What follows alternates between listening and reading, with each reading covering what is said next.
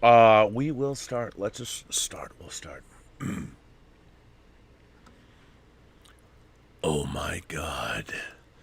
It's time for Midnight Metal.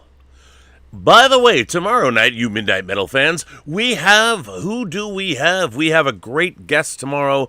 You need to be here. Once again, it is I, your Duke of Dope Discourse, Robert Meyer Burnett, and I invite you to watch and listen to the Designing Hollywood podcast, brought to you by Martika Ibarra and the great, legendary Hollywood costume designer, Marilyn Vance.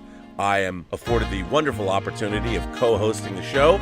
If you are interested in the magic of Hollywood, the design of Hollywood, the clothes of Hollywood, watch the Designing Hollywood podcast, available wherever you get your podcasts from, or find the video version on YouTube. That's right, the Designing Hollywood podcast. Why would you ever want to miss it? Especially if you love the movies. And tomorrow night on Midnight Metal, we have Josh Wag, one of the American Ninja Warriors. I don't know if there's anyone more metal than he is. Dave Parker is bringing him onto this show. My God! You don't want to miss it. And you know what else you don't want to miss? Especially if you live in Boca Raton. Well, I had a dream. Hashem told you to dance in a tango contest? A dancing teacher wants to tango with you? critics are raving about Tango Shalom. It's clever and inventive, with right chemistry on and off the dance floor. You're a lunatic! A funny and thoughtful family film with a warm heart and a playful spirit. From the director of My Big Fat Greek Wedding. Oh, that's my Fernando. Tango Shalom. In select theaters this weekend. Hello, and welcome to Midnight Metal. Robert Meyer Burnett and Dave Parker. They're fucking metal. Midnight Metal, Midnight Metal, Midnight Metal.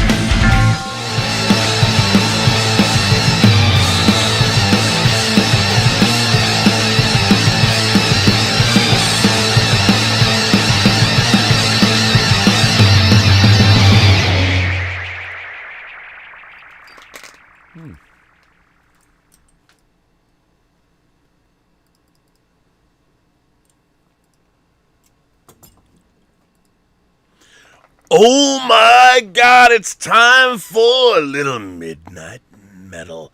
This, my friends, first of all, I am your viceroy of verisimilitude, your master of fun and wonder.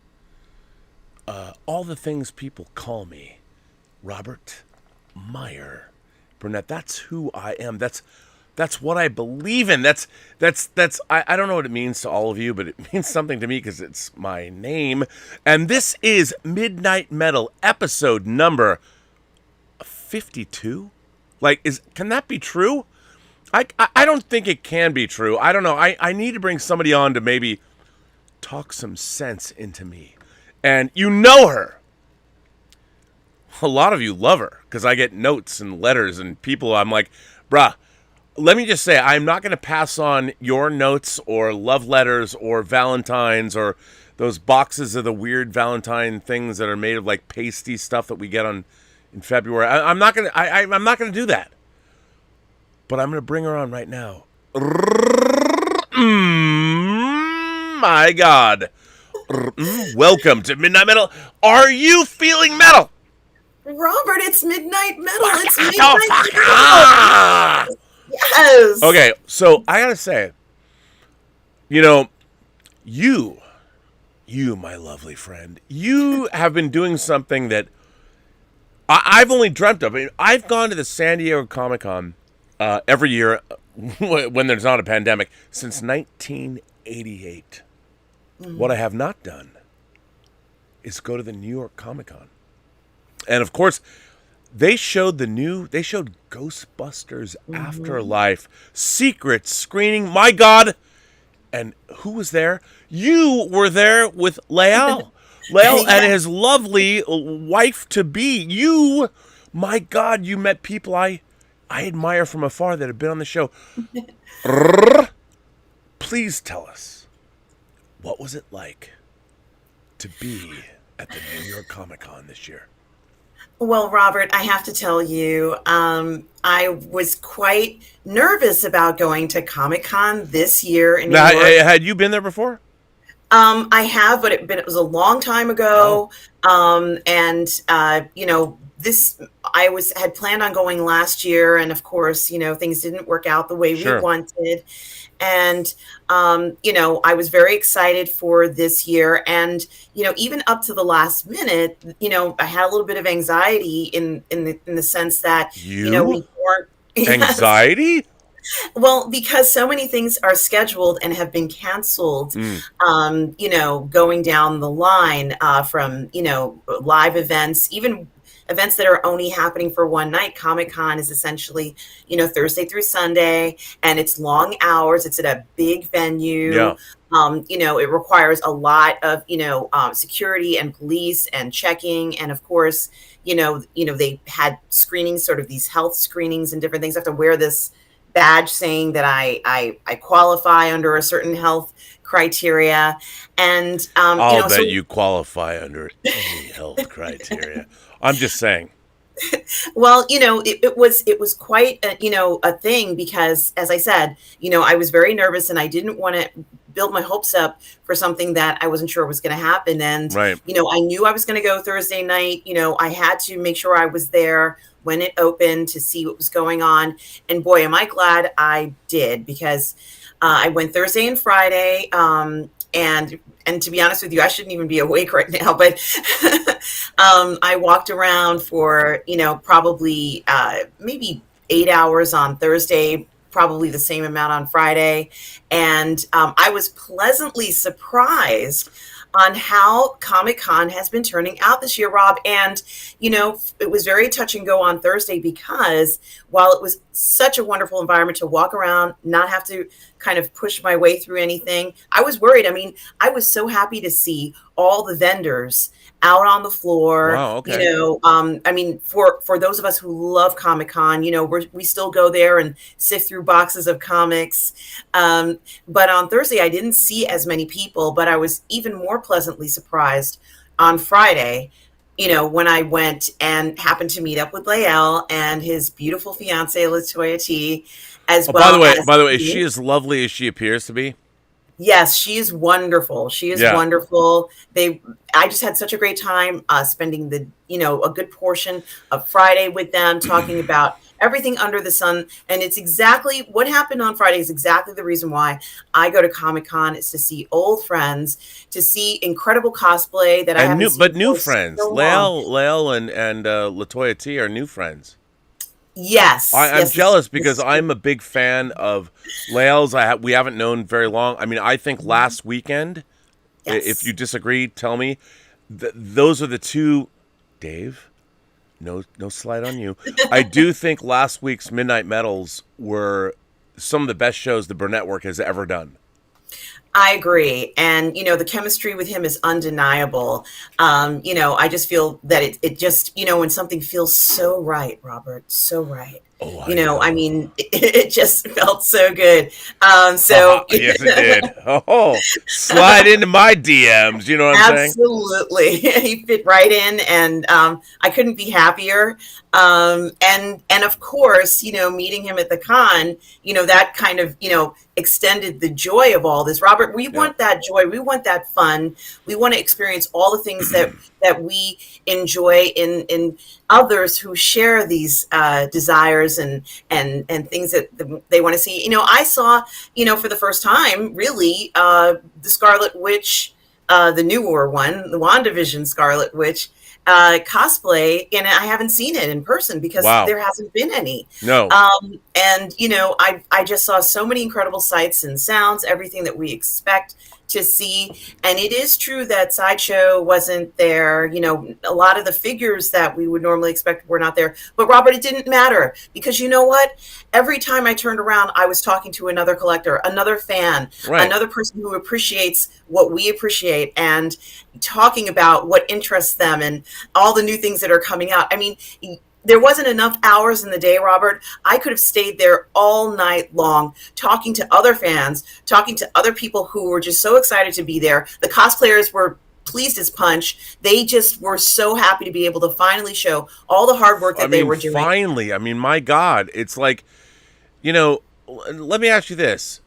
Like, obviously, one of the great things, I mean, you become now a staple on YouTube, and what we do is, when I started the Burnettwork, I'm like, okay, Robservation should be what it's like to be at a convention when you go to a panel discussion. Yes. That was always what I thought it was going to be.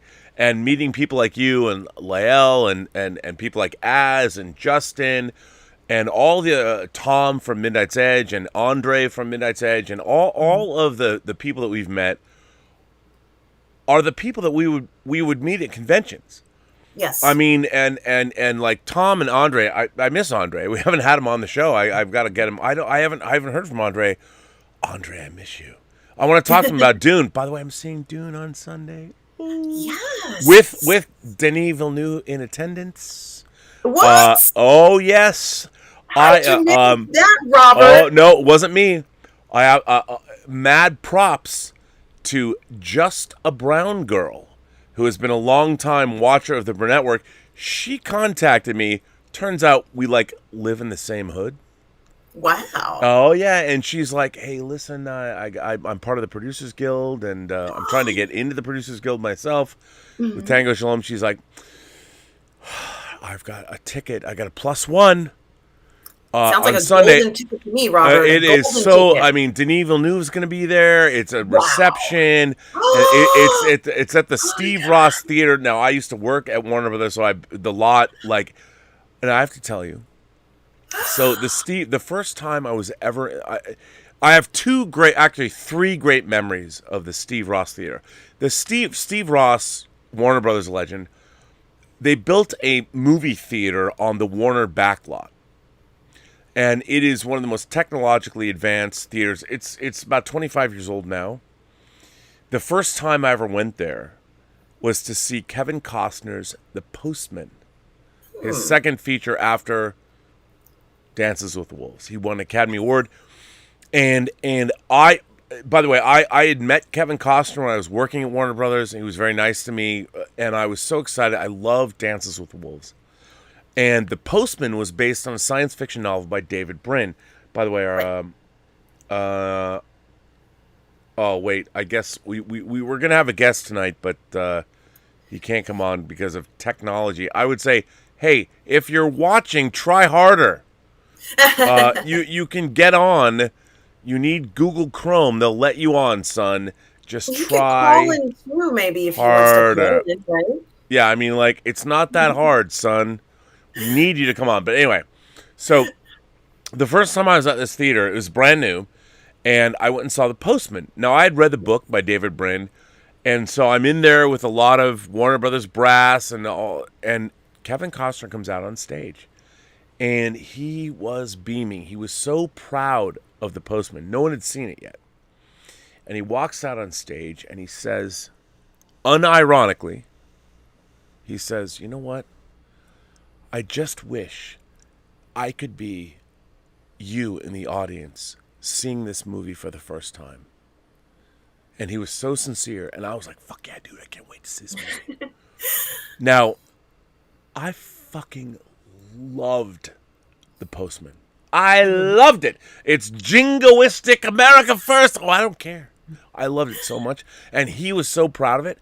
And people eviscerated. I mean, the knives were out, and I to this day, the Steve Ross Theater represents Kevin Costner walking out on that stage and asking the audience, you know, I'm so excited to show it to you, and people just destroyed him. The second time I was in the Steve Ross Theater friend of mine says, "Hey man, there's this new movie coming out. This was the year 1999, and these guys, like these brothers, they made this movie Bound. They wrote Assassins. I mean, it's some Keanu Reeves cyberpunk movie, and and they're like, I'd seen Johnny Mnemonic. I was like, I did too. I'm like, I know what this movie, it's gotta suck. I mean, no. But I got tickets. You want to come see it at the Steve Ross Theater? I'm like, okay, bro. I mean, I will come to the Warner Brothers lot and see any movie in the Steve Ross Theater. What's it called? Matrix? The Matrix? Man. Well, I don't know. It's and I'm like, okay, dude, I'll go see it. Like, whatever. Okay. So I go down there and we're waiting in line. I mean, the theater's beautiful. Mm-hmm. And for those of you who don't know, it's very close to where they shot Blade Runner. On the back lot of Warner Brothers. It basically looks like part of the back lot of Warner Brothers. So I go to see, the second time I was in the Steve Ross Theater was to see The Matrix. One of the most jaw-dropping, amazing experiences of my life. People forget, like, now it's like, well, you were red-pilled. No, motherfuckers. If you weren't there, like, I was in the Steve Ross Theater when Morpheus said, you can take the red pill or the blue pill and go back to your life. Yeah, and we didn't know what it was. Like, no one knew. And let me tell you, I'm like, fresh. I was on the edge of my seat when he took the red pill and woke up and pulled the thing out of the back of his head and you realized he's a human battery. My mind was fucking blown. It was one of the most amazing. In there? It was one of the most amazing experiences I've ever had in my entire life. It was very abrupt. It was very abrupt, and just, he just fell out. He fell out. It was so amazing because, people don't remember because The Matrix is like a thing. But I mean, people who are 30 today were like born in 1990. So they were 9. If you're 31, you were born in 1990. You were 9 when The Matrix came out. Right. I was older. But, I mean, let me just tell you, The Matrix was the last time, but for the most part, it was the last time a movie blew my fucking mind. Like, I was like, this fucking movie fucking rules. And I was blown away. It's not just bullet time and all the effects. It was the concept. It was the characters and the story, because I'm pretty good at knowing what's going on. That movie pulled the rug out. I didn't know shit.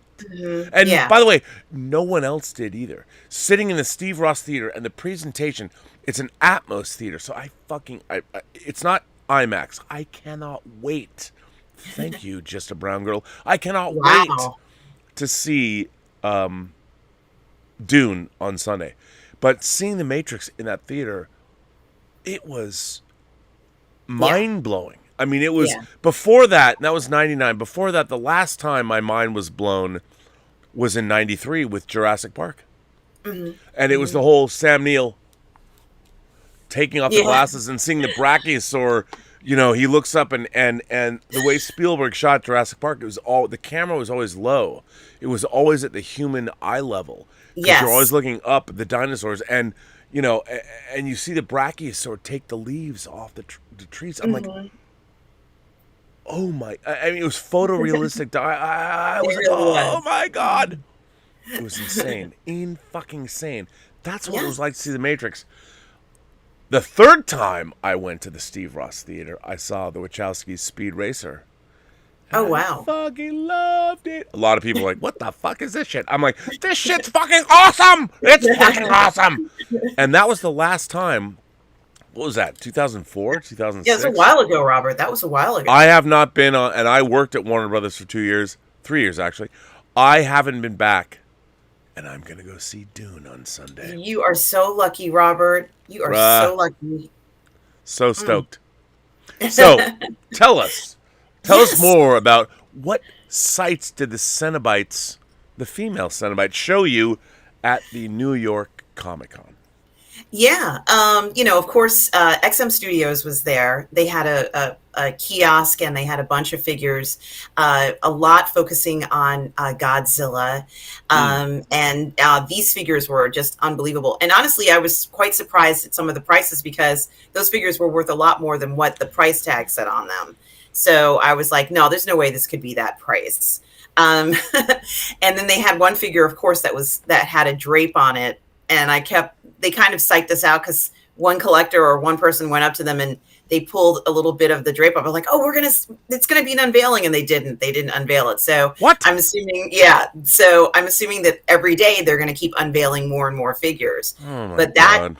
that kiosk was unbelievable. They had a incredible, I guess it was like premium format figure of Wonder Woman and all of her enemies coming after her. And she just was striking down with a sword. And it was, one of the most incredible figures I've seen in quite some time with Wonder Woman. And so I was really pleased with the XM Studios kiosk. There was a lot of wonderful artists there, of course, in Artist Row. We did the special with Masters of the Universe, and Tom Cook was there from the original He-Man series. That's cool. Robert, there was so much. It was, to be honest with you, it was better than what I was expecting. It's not that I had, kind of like dashed hopes of what Comic-Con would be from what I know it to be. It's just that this was so refreshing. First of all, I was just so happy, as I said, the vendors were there because this is the first time I've seen this many comics in one place, Robert, in years. It's been years because the stores that we know, other than Forbidden Planet, which would be the place that I would go to buy comics in the city in New York, I haven't really gone to a comic book shop, in ages. Okay, but let me ask you that. Let's run that down. Why is that? Why haven't you done that? Because we've been in isolation. So, and that has hurt the industry, and unfortunately the industry has changed a little bit when it comes to retail shops and also in distribution of comics. But we were never notified of Comic-Con because there were probably hundreds of vendors. And, to be honest with you, Robert, you can shop online for comics all you want to, but once you get into that store, see the vendor, what they have on display, and talk to them about, different books and floppies. It's By the way, I think I actually my problem was I think I cut you off. Did you? I by accident. I sent you away. I banished you to the cornfield. I didn't mean to. I'm sorry. Well, You're back. You're on the show, but I did send you away. So if I could ask you to backtrack a little bit. Yes. Just pontificate a little more about what it was like to be back at the convention and what it was like to be part of that. Yeah, it was wonderful. I mean, as I mentioned to you, it was Friday, that I'm referring to, because Thursday it was a lot emptier. Right. But Friday felt like a regular Comic-Con day where you're walking through and you're going to see cosplayers, you're going to see collectors, you're going to see all sorts of stuff, tournament sessions with gamers, everything that you expect to see at a Comic-Con, and the wonderful panels that were taking place. They had quite a packed program. You mentioned Ghostbusters. I didn't go to the Ghostbusters preview. What the fuck? Come on, man. Why didn't you see Ghostbusters Afterlife? What's up with that? Well, Robert. Did you know they were going to show it? Yes, I did. But I got my tickets kind of last minute. And as I said, I wasn't quite sure whether this was even going to happen. They did change some of the schedule around, not too dramatically, but I kind of was just lucky to be there in a sense. But boy, I'm so glad that I bought the ticket, because Robert, I almost feel like people are completely unaware of how fantastic Comic-Con is back. It's back. If anybody has any doubt in their mind, about a year ago, we were talking about our cons coming back. What's going to happen with the future cons? But, are they always going to be online? No, Robert. They're not always going to be online. Well, they're back. People are showing up. People are coming in cosplay. Panels are happening. Everything that you expect from a Comic-Con to happen is happening right now in New York at New York Comic Con. Well, look, I mean, my life, this might seem weird to say, since my first San Diego Comic-Con was in 1988. Wow. And I've gone to Comic-Con every year since then, except 2008, not in 2020 and not in 2021. And 2 years skipped, even though it was, a year, but 2 Comic-Cons. Right. And, we are responsible, me and my friends and I, we've had a panel called Starship Smackdown that has ended Comic-Con since 2002. Neil deGrasse Tyson came to our final panel. NPR did a story about Starship Smackdown. The fact that we haven't had it and they're talking about, they're going to do it in November. I'm like, okay, whatever. It's fine. But Comic-Con to me is like it. To me, it's therapy. Like if you had a bad year, San Diego SDCC comes around and you see your friends, you go down there and you might spend too much money, but you sort of readjust yourself. You realize what you love. Right. Like you're like, why am I such a geek? Well, because being a geek is fucking awesome. And you need that reassurance because daily life will crush you. And Comic-Con, and I've never been to the New York Comic-Con. I've never been asked, by the way. I mean, I've been a guest at many Comic-Cons, but not New York. Apparently, my stylings don't go past the Mississippi River. Oh, no. I know. To be fair, I've never asked. But I was going to go once with Amy Dallin and John Schnepp, and I couldn't go. But everyone says New York is great. And, I love New York. It's the greatest city in the world, as everyone knows, who's ever been there. And it truly is. Look, I love Paris. Amazing. It's cooler. But so I haven't been there. But I've always wanted to go. You would love it. You would love it. I love New York. I love New York. Now, but let me ask you this. Yes. I love that you're saying Comic-Con is back. Mm-hmm. But it's back. now, what is your take on fandom? I mean, to me, the San Diego Comic-Con is the temperature. You take the temperature of where is fandom at?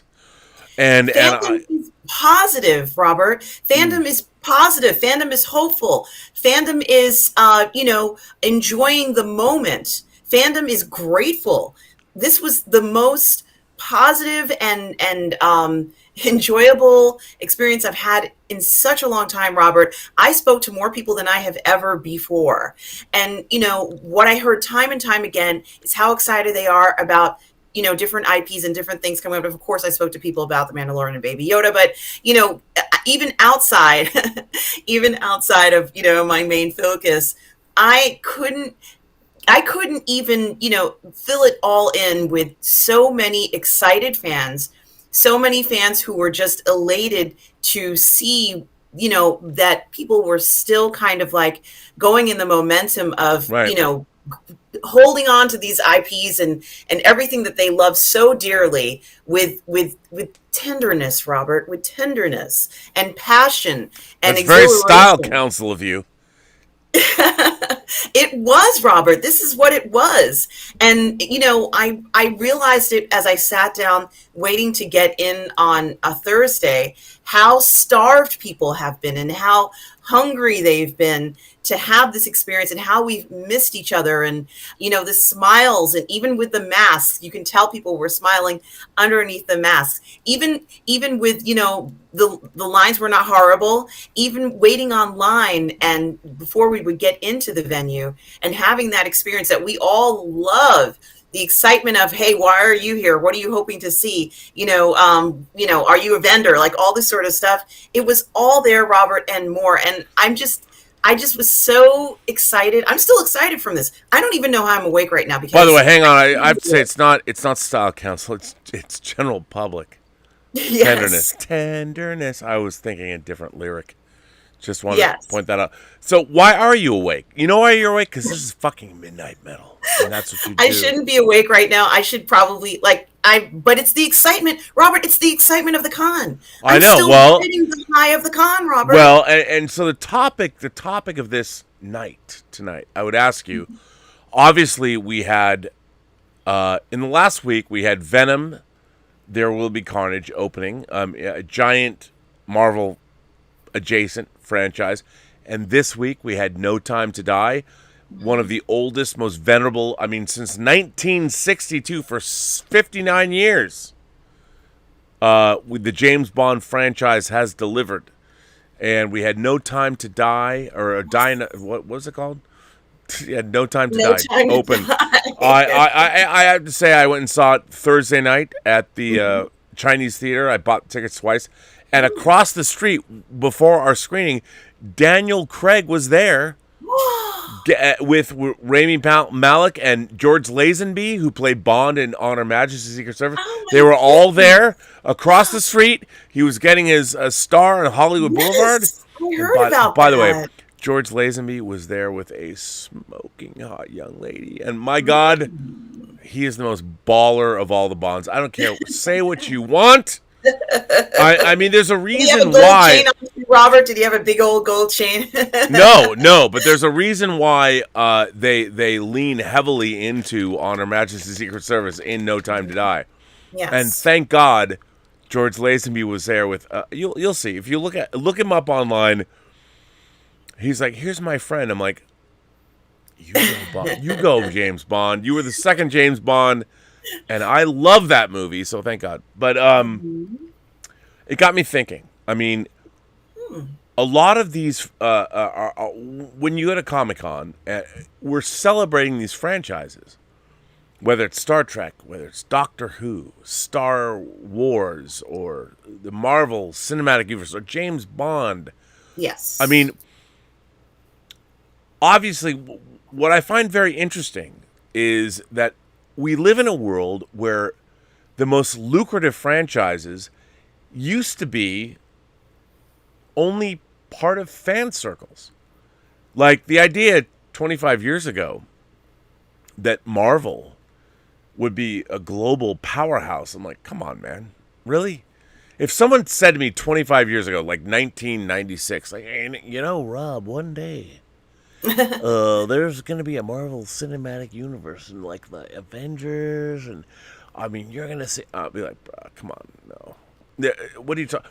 I would be like, listen, if you were going to make a Marvel Cinematic Universe, you'd have to make like an Iron Man movie, and you'd have to make a Captain America movie. You'd have to make a Thor movie. No one's ever going to fucking do that. And if they did that, then you're telling me that they would make an Avengers movie? Fuck no. No one's going to do that shit. Come on. 25 years ago. That's what I would have said. We live in a different world now. Yeah. All bets are off. Yeah. If someone had told you that cosplay would be a norm of Comic-Cons, that people would come to expect to see possibly, thousands of individuals dressed in costume at a Comic-Con on a regular basis, I would have been like, how could people do this? And yet it's expected now. If there's no cosplay, it's almost like the con does not exist. So, but 25 years ago or longer, when I went to the first science fiction convention I ever went to, there was hardly anybody in costume. Nope, I know. So things have changed quite a bit. And, it was refreshing. And the cosplayers, it was cathartic, Robert, seeing people, want you to take photographs of them and with them. And, they were so appreciative that we saw their costumes, their effort in making these things happen. And, it was just so exciting, Robert, just the anticipation of what we were hoping for was actually, we were satisfied. Like it was this satiated feeling that I got. And there was one lady who was an incredible, not Shuri, but she was one of the characters from, Black Panther, the Deny character. Koye. Yes, Dora Milaje. By the way, she was part of the Dora Milaje, and this woman nailed it. She nailed it. Okay, I have to say,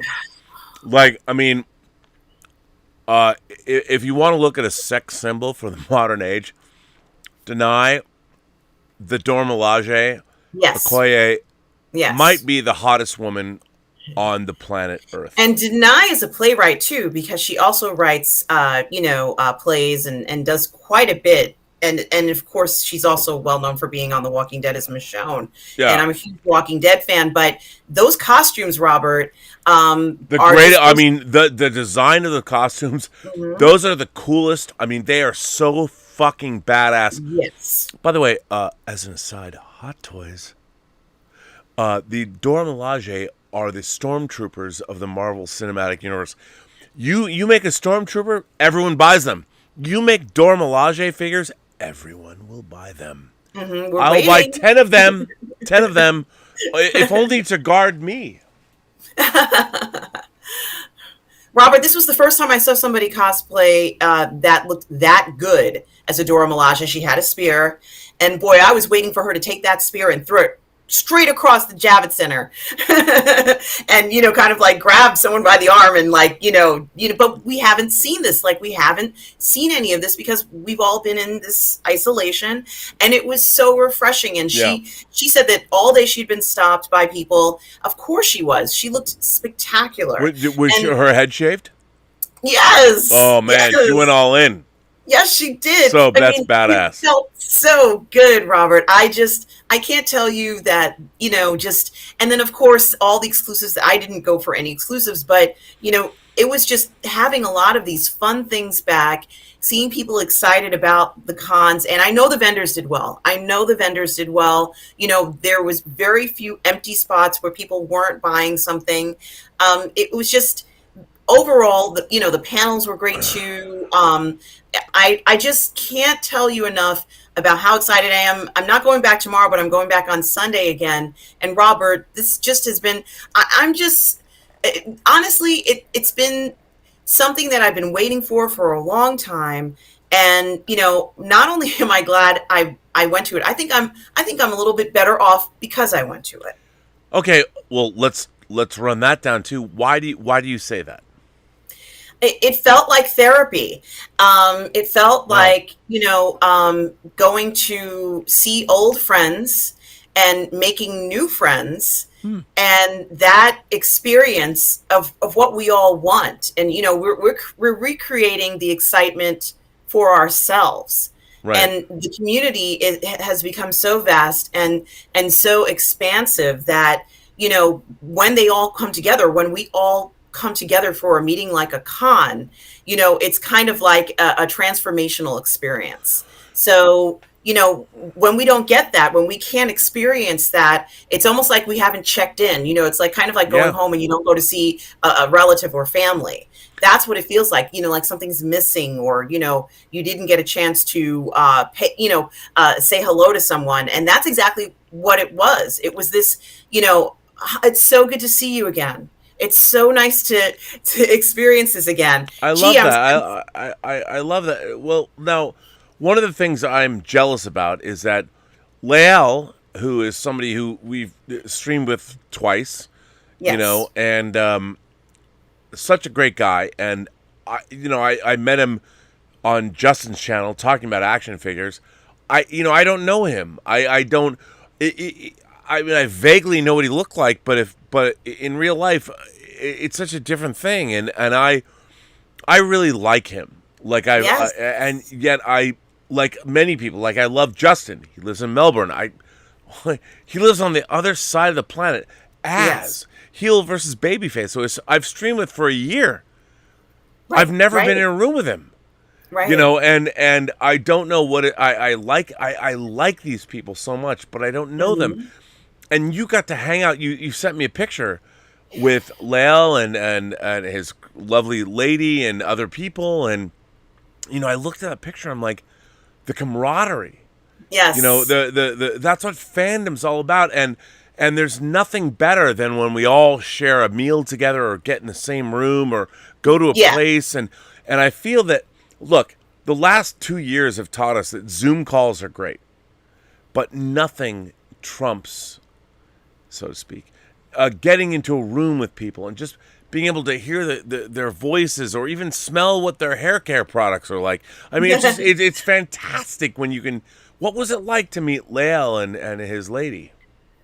Oh my goodness, Robert Lael is incredible. Latoya T is incredible. Vinny, who was also with us, was incredible. There's one other gentleman whose name I can't remember. He was incredible. What an incredible bunch. Honestly, they're wonderful to talk to. Very knowledgeable, of course.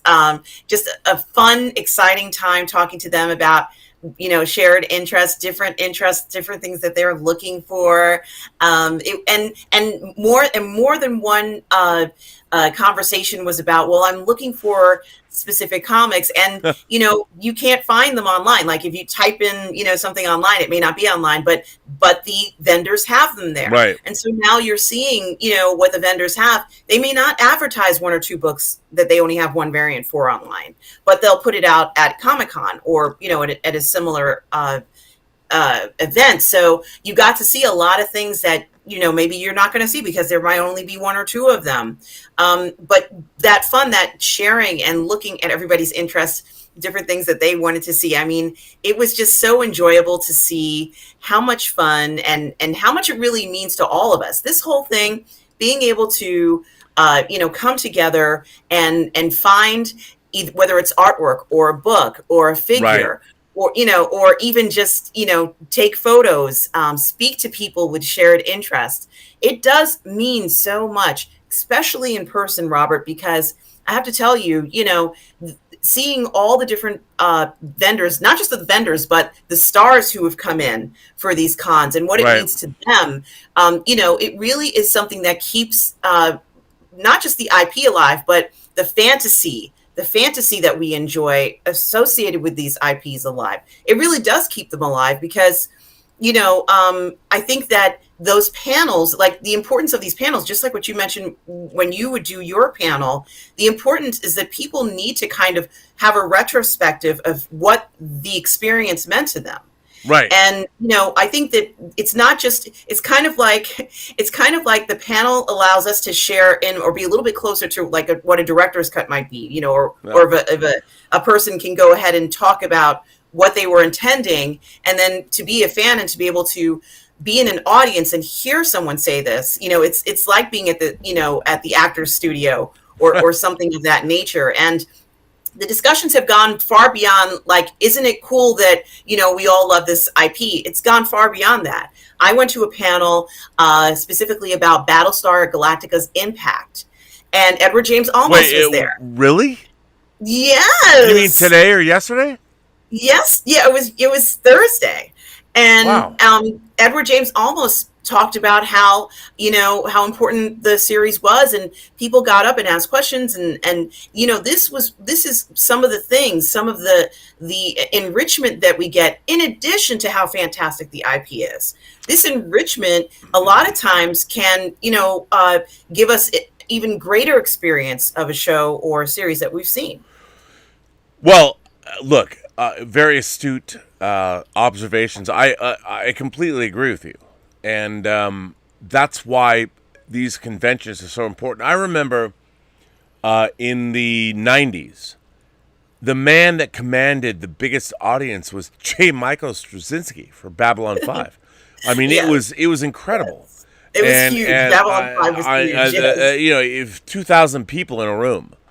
And, of course, these franchises, while they're on, are important, and we're getting a new reboot. He's doing it, but what's amazing is that while we're watching these things, I mean, whether it's For All Mankind or it's take your pick. I mean, I'm watching The Chestnut Man from Denmark. Yes. Amazing, yes. By the way, it's amazing, and it's I fantastic. saw some Squid Game cosplay too. Yeah, I mean, Squid Game is the whole world is a Squid Game. By the way, I'm going to bring on Steve Foley. Yay! What do you think about that? Is that cool with you? Well, he's here. Steve! Hey, man. Hi. Welcome to... First of all, Steve. Yeah. Are you feeling metal? I am metal tonight. I don't think that's really...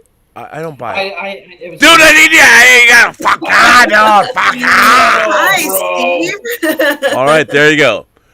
So, so Steve, let me ask you. I mean, we're talking about franchises and fandom and all this.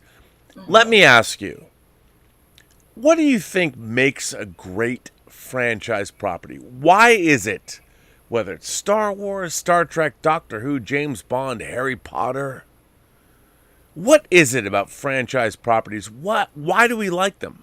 And what makes a good one?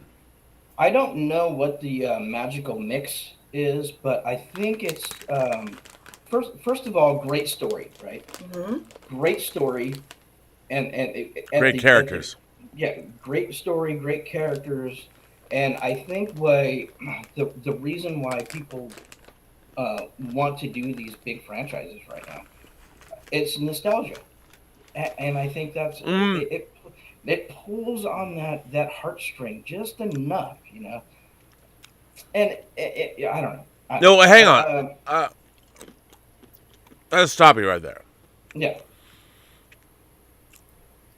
Everyone says to me that I'm an old man shouting at the clouds. Of course. And they're all like, you want something to be the way it was a long time ago? And I'm like, what's funny about that is that couldn't be further from the truth. Like I believe about I don't want it to be the 50s again. Right? That's not where I don't think that's what we're trying to ask for. No. Right? We don't want that. We're not trying to bring back the 50s. It's these amazing stories told well and put to film. And if we can do it, this is what we flock to. This is the reason we hang out together. Because we okay, well, Steve, let's run that down a little further. Okay. Why do you think that is? Like how would you? Like, we're all human beings on planet Earth. We're born. We have a ticking clock to when we're dead. Yeah. And our entire time on this planet is trying to define what it means to be here, what it means to be alive. Right. And our stories are the reason we love, whether it's books or movies or streaming shows or TV or now video games. I mean, yes. John Campy on the John Campy show today, somebody said something very astute which was, why would you want to adapt a video game into a movie?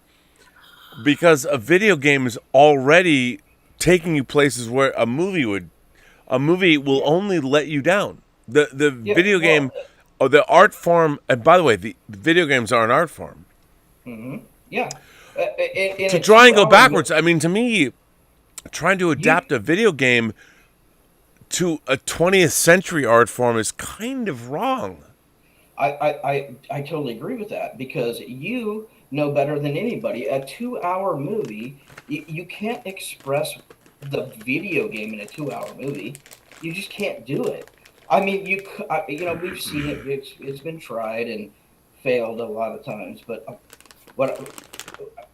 and that's why I think the streaming services are awesome, because I like long form storytelling. I've always loved the long form storytelling.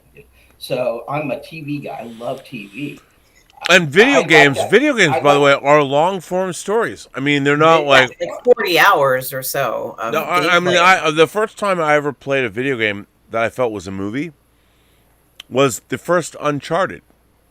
Yeah. I got Uncharted. By the way, just so you know, today I actually bought the Hot Wheels. I bought the Hot Wheels PlayStation 5 game because I saw that, like, Robert, are you gonna play it for us so we can see you play? I can't wait. I saw that game. I love racing games. I'm like, oh my god. I played a demo of that shit. Elizabeth, I said, Elizabeth, that's awesome. I'm gonna buy this shit. But anyway, I'm like, click. I didn't realize it was out yet. I bought it. I can't wait. But here's the thing about video games. I mean, when I played the first Uncharted, I think I got it the day of release. And it was, 2007? 8? Yeah, it's a while back, yeah. Yeah. And I put it into my PlayStation 3, and I'm like, or 3. I sat there. It was the very first video game I played from the beginning to the end. I played for like 14 hours straight. And I was so enamored of it was the characters. Yeah. It was the motion capture, it was a voice dialogue. I mean, it was so good. It was as cinematic as anything else, and I was playing it. I'm like, oh my God. Yeah. I thought, this is the future. This is where we're going. It's narrative gaming. So why truncate it into a 2-hour movie? I don't. Oh, understand well, why we're trying to do no. that. It will never work because Yeah, I know. the very idea of video games is it makes you want to play more. Yeah. So Right. I get the idea of turning it like we're getting Tom Holland in the. I mean, look, I love Tom Holland. I love Spider-Man, but Nathan Drake is not like 20. No. I get it. I'm like, look. I As know. much as I love all this, Mark Wahlberg and Tom Holland, I'm like, look, love those guys. Mm-hmm. But that shows a fundamental lack of understanding of what the Uncharted franchise is. Yeah. And I'm just like, and what's funny, I'm like, that casting is corporate casting. Right. Yeah. And if it doesn't work, they're gonna be like, why didn't this work?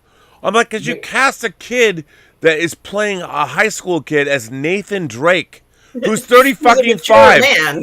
He's Indiana Jones, man, and like you and I'm looking at you, dear Evan Hansen. no, oh my God. Can I just say that it did work for Tomb Raider, and it's probably because Tomb Raider might have been one of the. I thought that was good. Yeah, it was, and I think, and I want to get both of your opinion. It's probably because Tomb Raider was one of the first ones to have that extended game experience. You remember on PlayStation 2, whatever you played it on. Here's the problem. You're never going to recreate the gaming experience on film. It's just not going to be done. And this is what in my humble opinion, people are trying to find. They're trying to, if they want that gaming experience in a movie, and it's so hard to do. It's just so hard to deliver on that. Now, Robert, are you snacking right now? Yeah, he is. Are you snacking? I am eating cashews and I'm drinking a beer.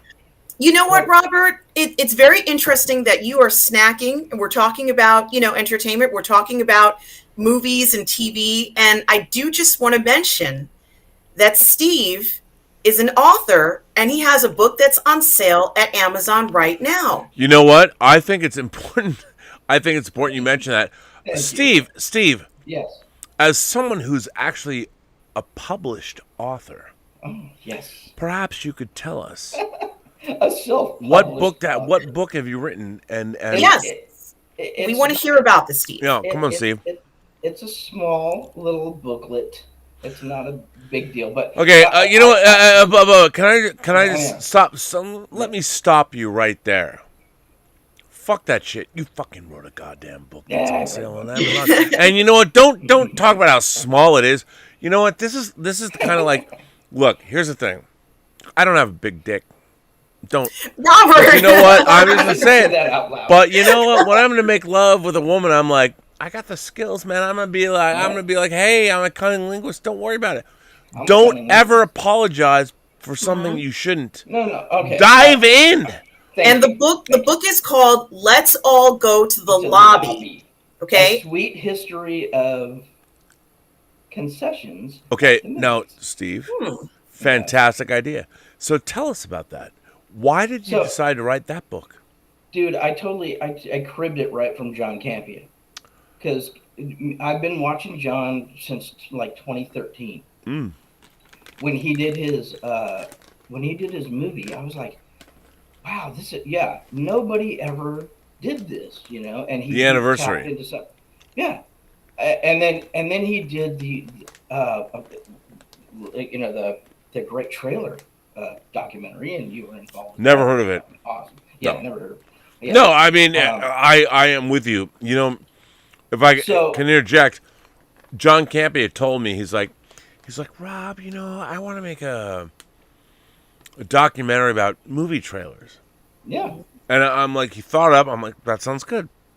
And then like 2 months later, he's like, I'm doing it. Can I interview you? I'm like, okay. John just thinks shit up and does it. And you know what? That's cool. That's the way the world should be. Right. And the Richard posted the link to Let's All Go to the Lobby for Amazon. The book is on sale now. Thank you. So When he did that documentary, I'm like, I started looking into it. I'm like, there's not a lot of books on this stuff that we love. There's not a lot. There's papers and there's documentaries here and there, but and I'm like, nobody's done the history of concessions at the movies. So I jumped in and started doing the research and. Hang on. Let me ask you. I'll tell you what. It reads kind of like a term paper. I'm not. It's my first thing I did. Steve. Yes. Let me stop you right there. Do not self-criticize. Mm-hmm. You wrote a book.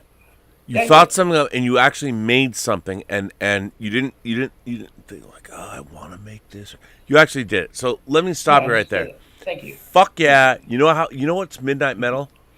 Midnight Metal. Writing You fucking wrote a goddamn book, dude. You fucking wrote a book, goddamn Steve Foley. No one can take that shit away from you. Fuck ah!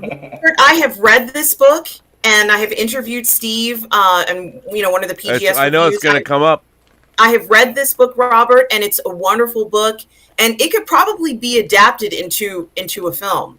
What I like about it is the fun and excitement of it, because I can't separate the idea of having snacks while I'm enjoying my favorite TV shows, while I'm enjoying my favorite movies. And we heavily associate these things as part of the experience. Robert, even at Comic-Con, I was eating concession foods. Yeah, of I course. was walking around with a bag of popcorn. And by the way, it's kind of part of that experience.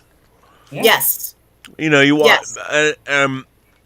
I would say, Steve, that you thought something up and you did it. And I did it. You made and look, it's not me here like singing your praises, not just because you're part of PGS. It's amazing that you, as a human being, a person, thought up something like I'm gonna maybe write a book. You actually did it. Yes. And no one can take that away from you. And to me, it is exactly what this channel is all about. Look, it's been a year since my film festival.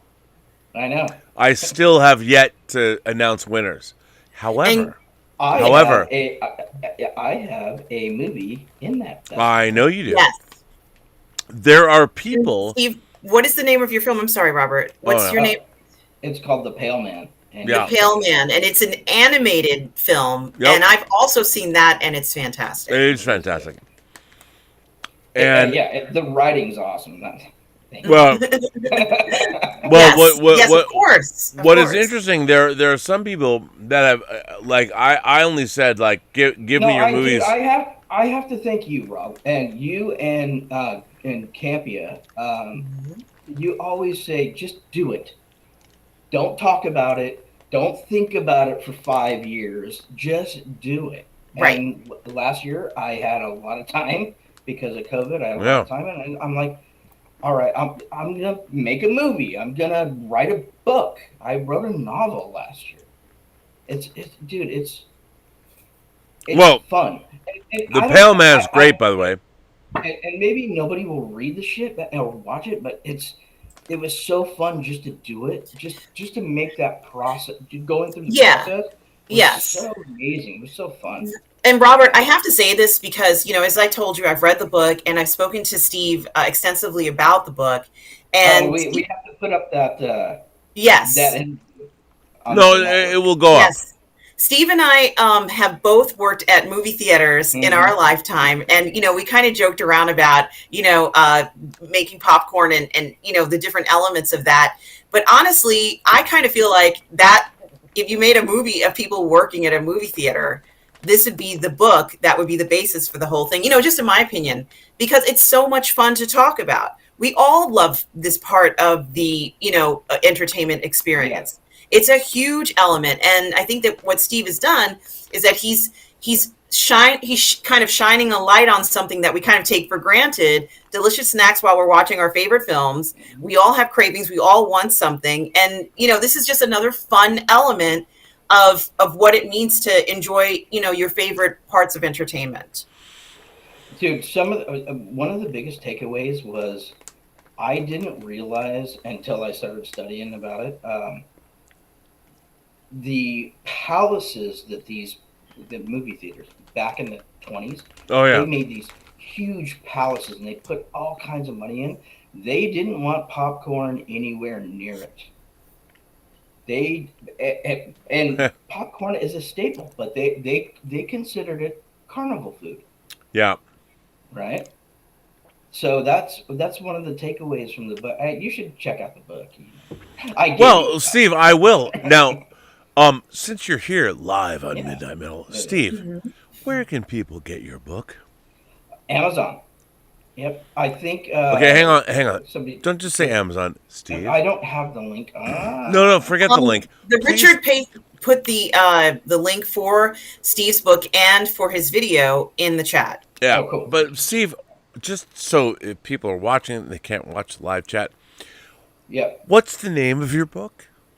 It's called Let's All Go to the Lobby. Let's All Go to the Lobby.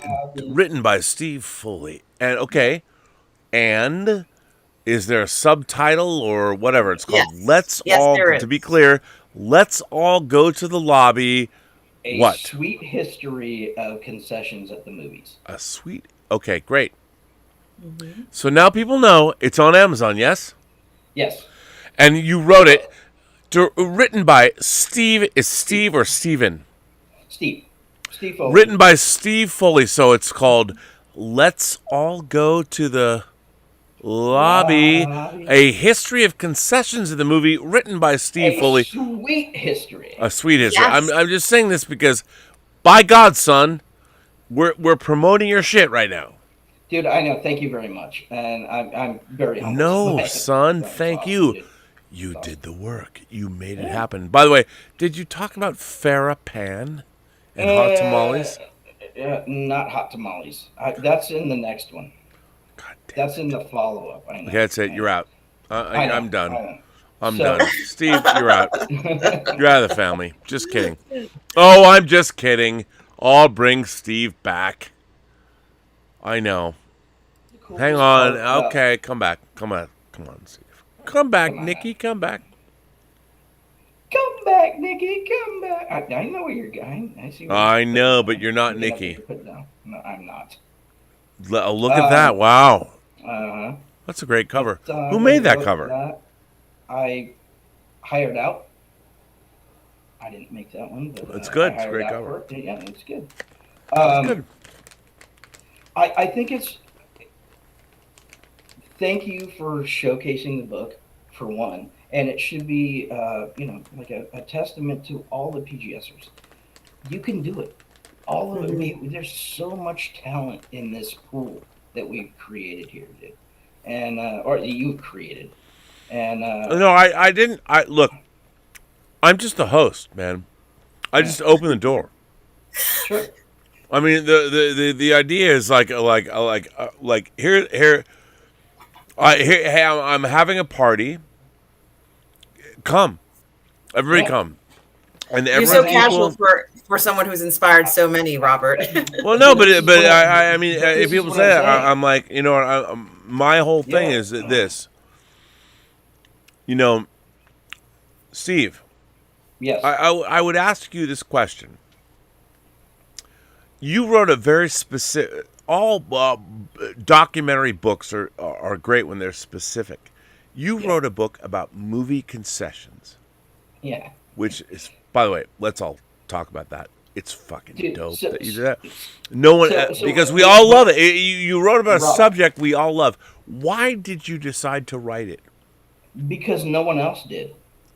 all I did was I followed Campion's logic. He's like, no one was writing about the thing that I wanted to do a movie about. I'm like, yeah, nobody's writing about concessions in the movies. So let me corner the market on that thing, you know. But what's funny about that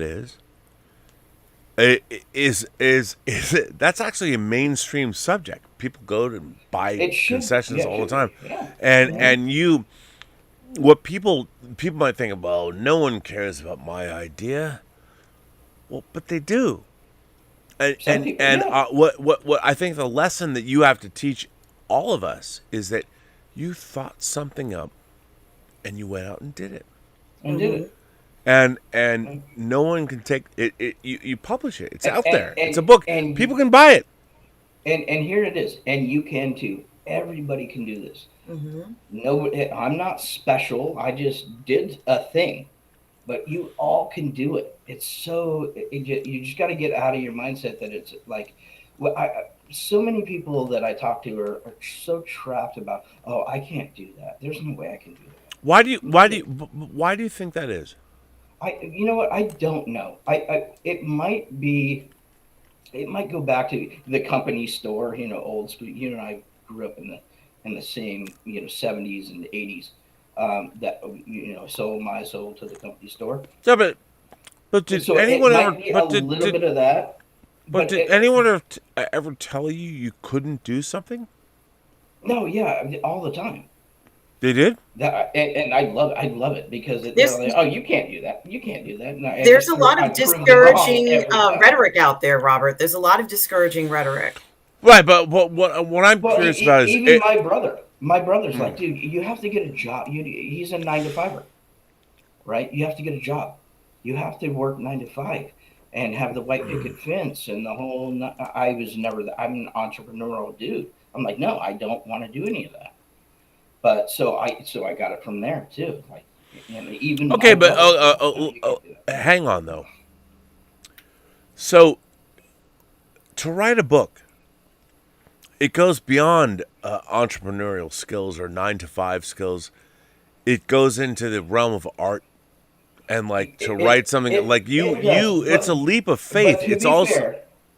But to be fair, it's so I had a very successful blog for about 15 years.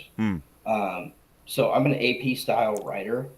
So making this kind of book was easy for me. And judge it how you may. Steve, but you're supposed to talk about how hard it was. No, I know. You're trying to say, come on now. Dude, writing the novel was a bitch. I labored over this thing, and it's 70,000 words, and I started getting lost in these weird, it's really hard to keep pace. And so that was hard, writing that kind of work. Okay, well, let me ask you this. I mean, the topic of this tonight's Midnight Metal, the topic of the show is, what was it? No Time for James Bond to Die. And we're supposed to talk about franchises and story. Okay. So, no, what I mean is you're speaking our language. So, you have actually written a novel with characters. I mean, I don't think she's written. I certainly haven't. I want to. I'd love to write a novel. I haven't done it. You have. I would ask you. No, it's all good. I have not read your book. I've not read your novel. Not yet. But I would ask you, because I aspire to do that one day. How do you begin? How do you start to write a novel? I had no idea. I think you and I talked about when I made the movie, the short animated movie. I had no idea. I didn't know what to do. I'm like, what do I do? I don't know how to make a movie, right? So I'm like, okay. I gotta hire a good writer and to help me. And I approached it kind of like I do with business, and it's funny because during that whole process, and this relates to the book too, I found that my strengths that in regular business, project managing I figured out that I'm not a good director, but I'm a good producer. I can put all the pieces Dude, together, the fact that right? you just said that, I love that. 90% of the people in Hollywood don't understand what you just said. I wish they did. Yeah. So I'm really good at putting the pieces together and finding, the right talent. Like, dude, the voice talent that I found for the Pale Man is outstanding. Dude, it's out of control. Right? And by the way, And- for those of you who haven't seen The Pale Man, it is on the Burnettwork. The Burnettwork. Yeah. You should watch it. I did not. By the way, think- it's really good. It is. But you know what? The animation is not where I want it to be. But I had 2 months and $1,200, and this is what it is. Huh. You know? You know what? Here's what I'd say about it. It has a certain style, and it works for what it is. I have to say, you buy into it. You look at it and you're like, okay. Yeah. No one ever watches your short, The Pale Man, and goes, oh, that animation sucked. No one ever thinks that. Really? Oh, okay. No, they don't, because it's good, Steve. I would say it's good. I mean, because you know why? But Rob, because you're a filmmaker, but it's never good enough, and it's not what I envisioned.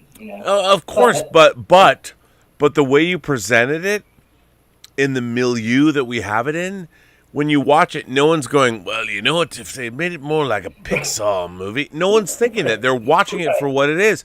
Like, I understand, look, I look at the shit I've worked on, I'm like, oh, I could have taken 2 frames off that.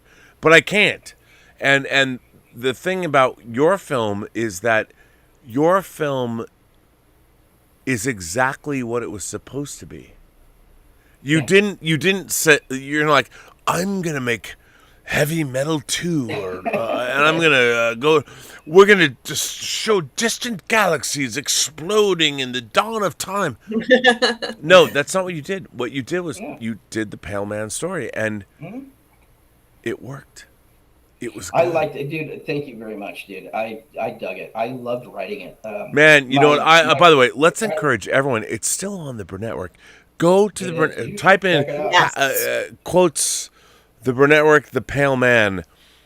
And the link for the Pale Man is in the chat that Richard put it in. And Robert, we also do have some super chats. Yes, we do. It's so many super chats. And now there's 3 of us. And by the way, well, let's go. Okay, my God. Let's talk about the super chats we have. Mm-hmm. The first super chat of this would be Mac Talisker? Did I get that right? I don't know. I swear on the lives of everyone I love and care about, if they ever race gender change John Coffey from the Green Mile, I will mulkey the BAMs. Okay, What does that mean? Okay, first of all, have you seen the Green Mile? I have.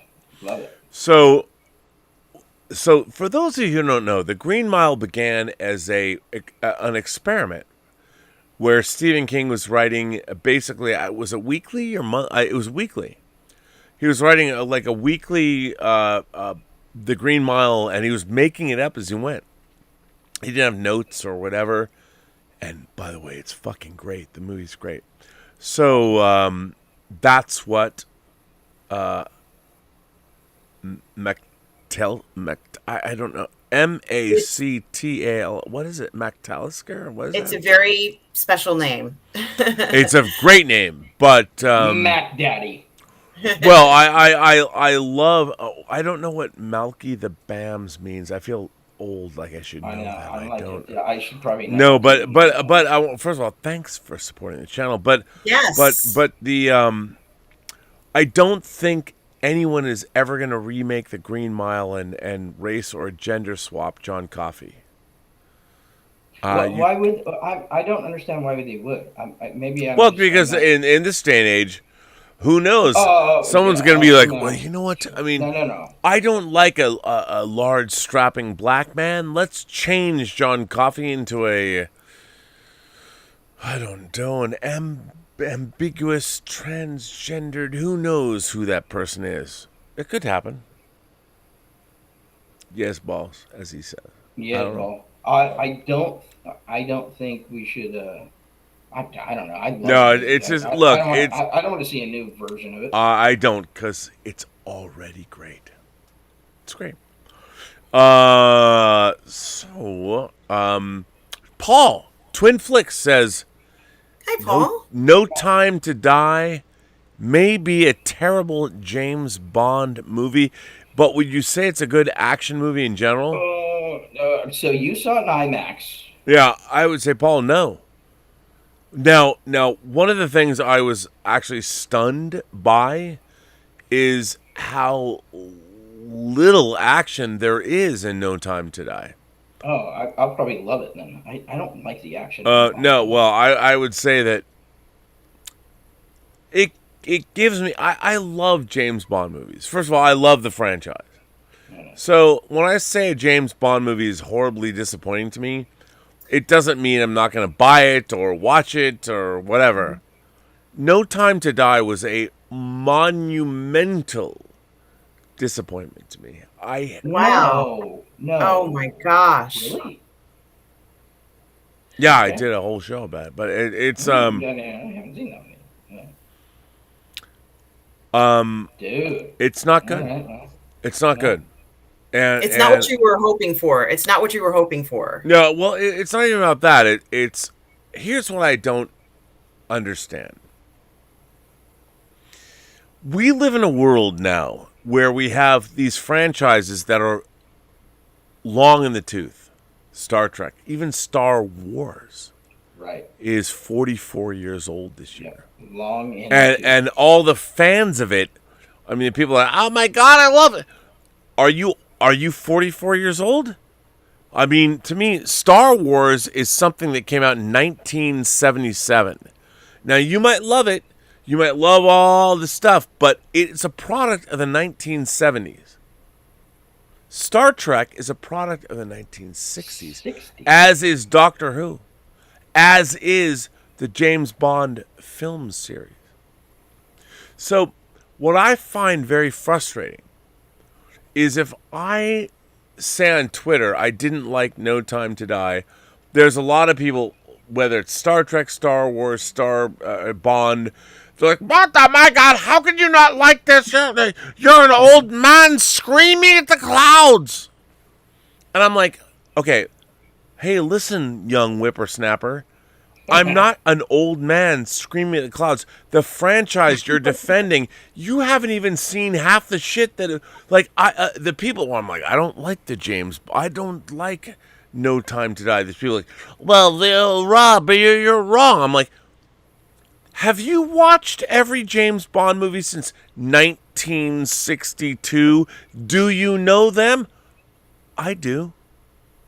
And I'm not going to go out and go, like, I would never say, listen, you young whippersnappers, you don't know what the fuck you're talking about. But people always, when I say I don't like something, everyone else turns it back. The people that dissent come back at me and make it personal.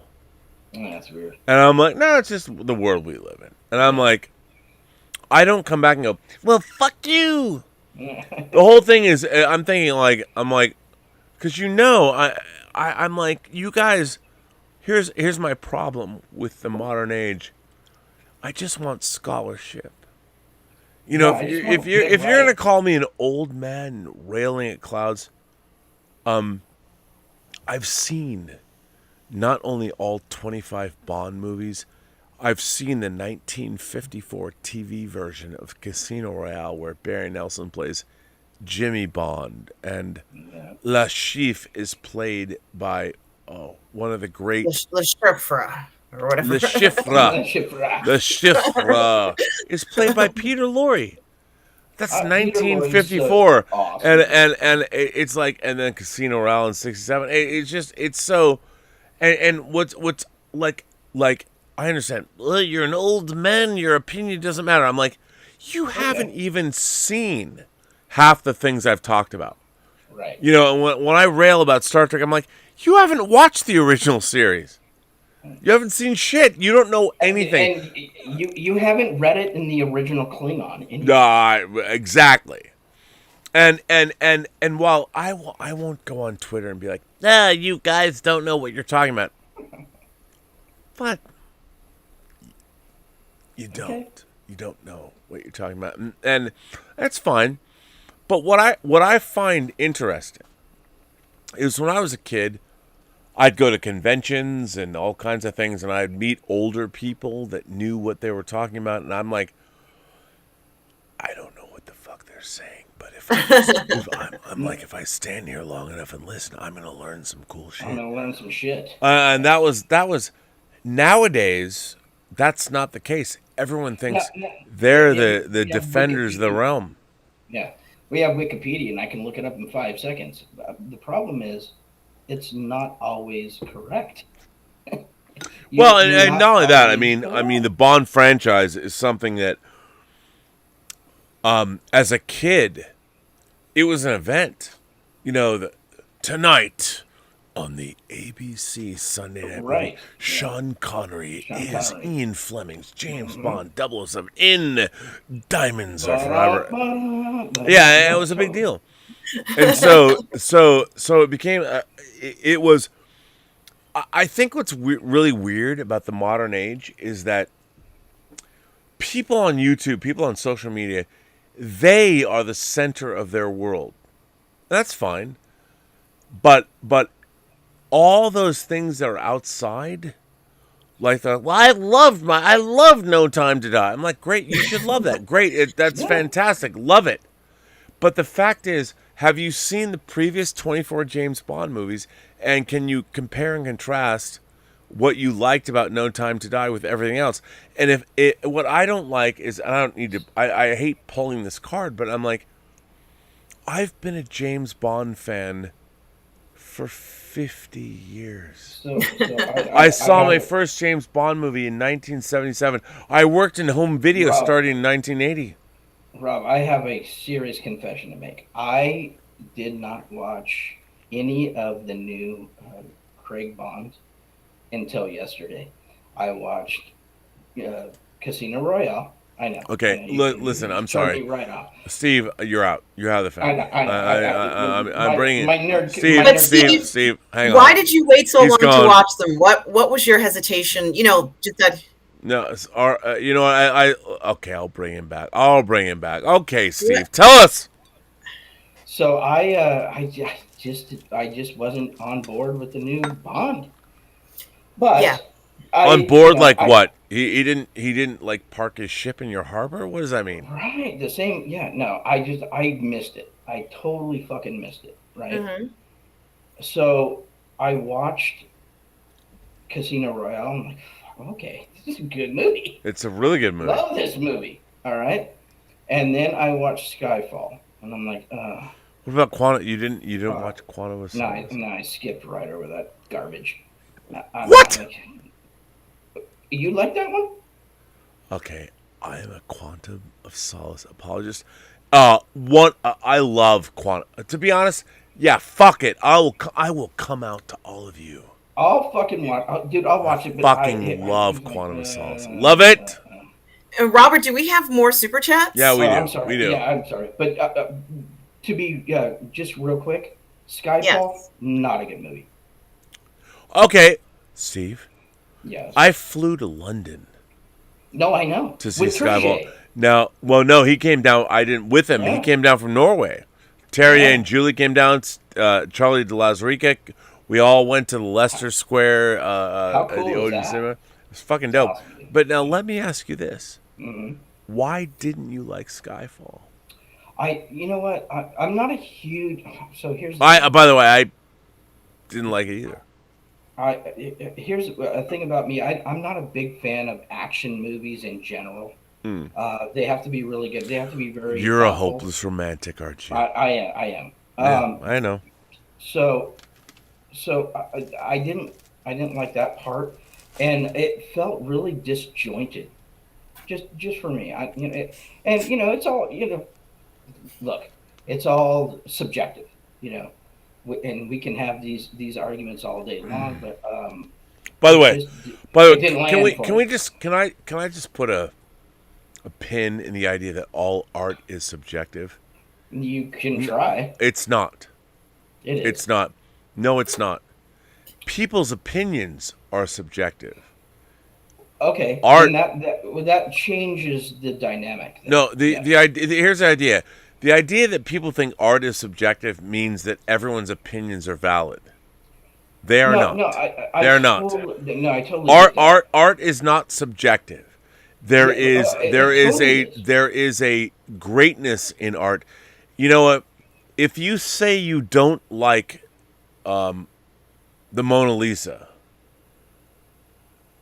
you're wrong.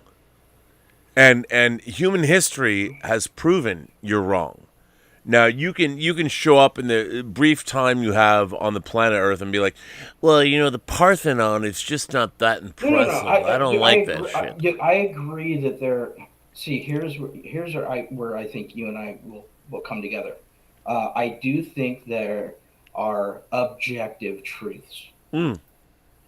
By the way, you're correct. You shouldn't think there are objective truths. There are objective truths about the universe.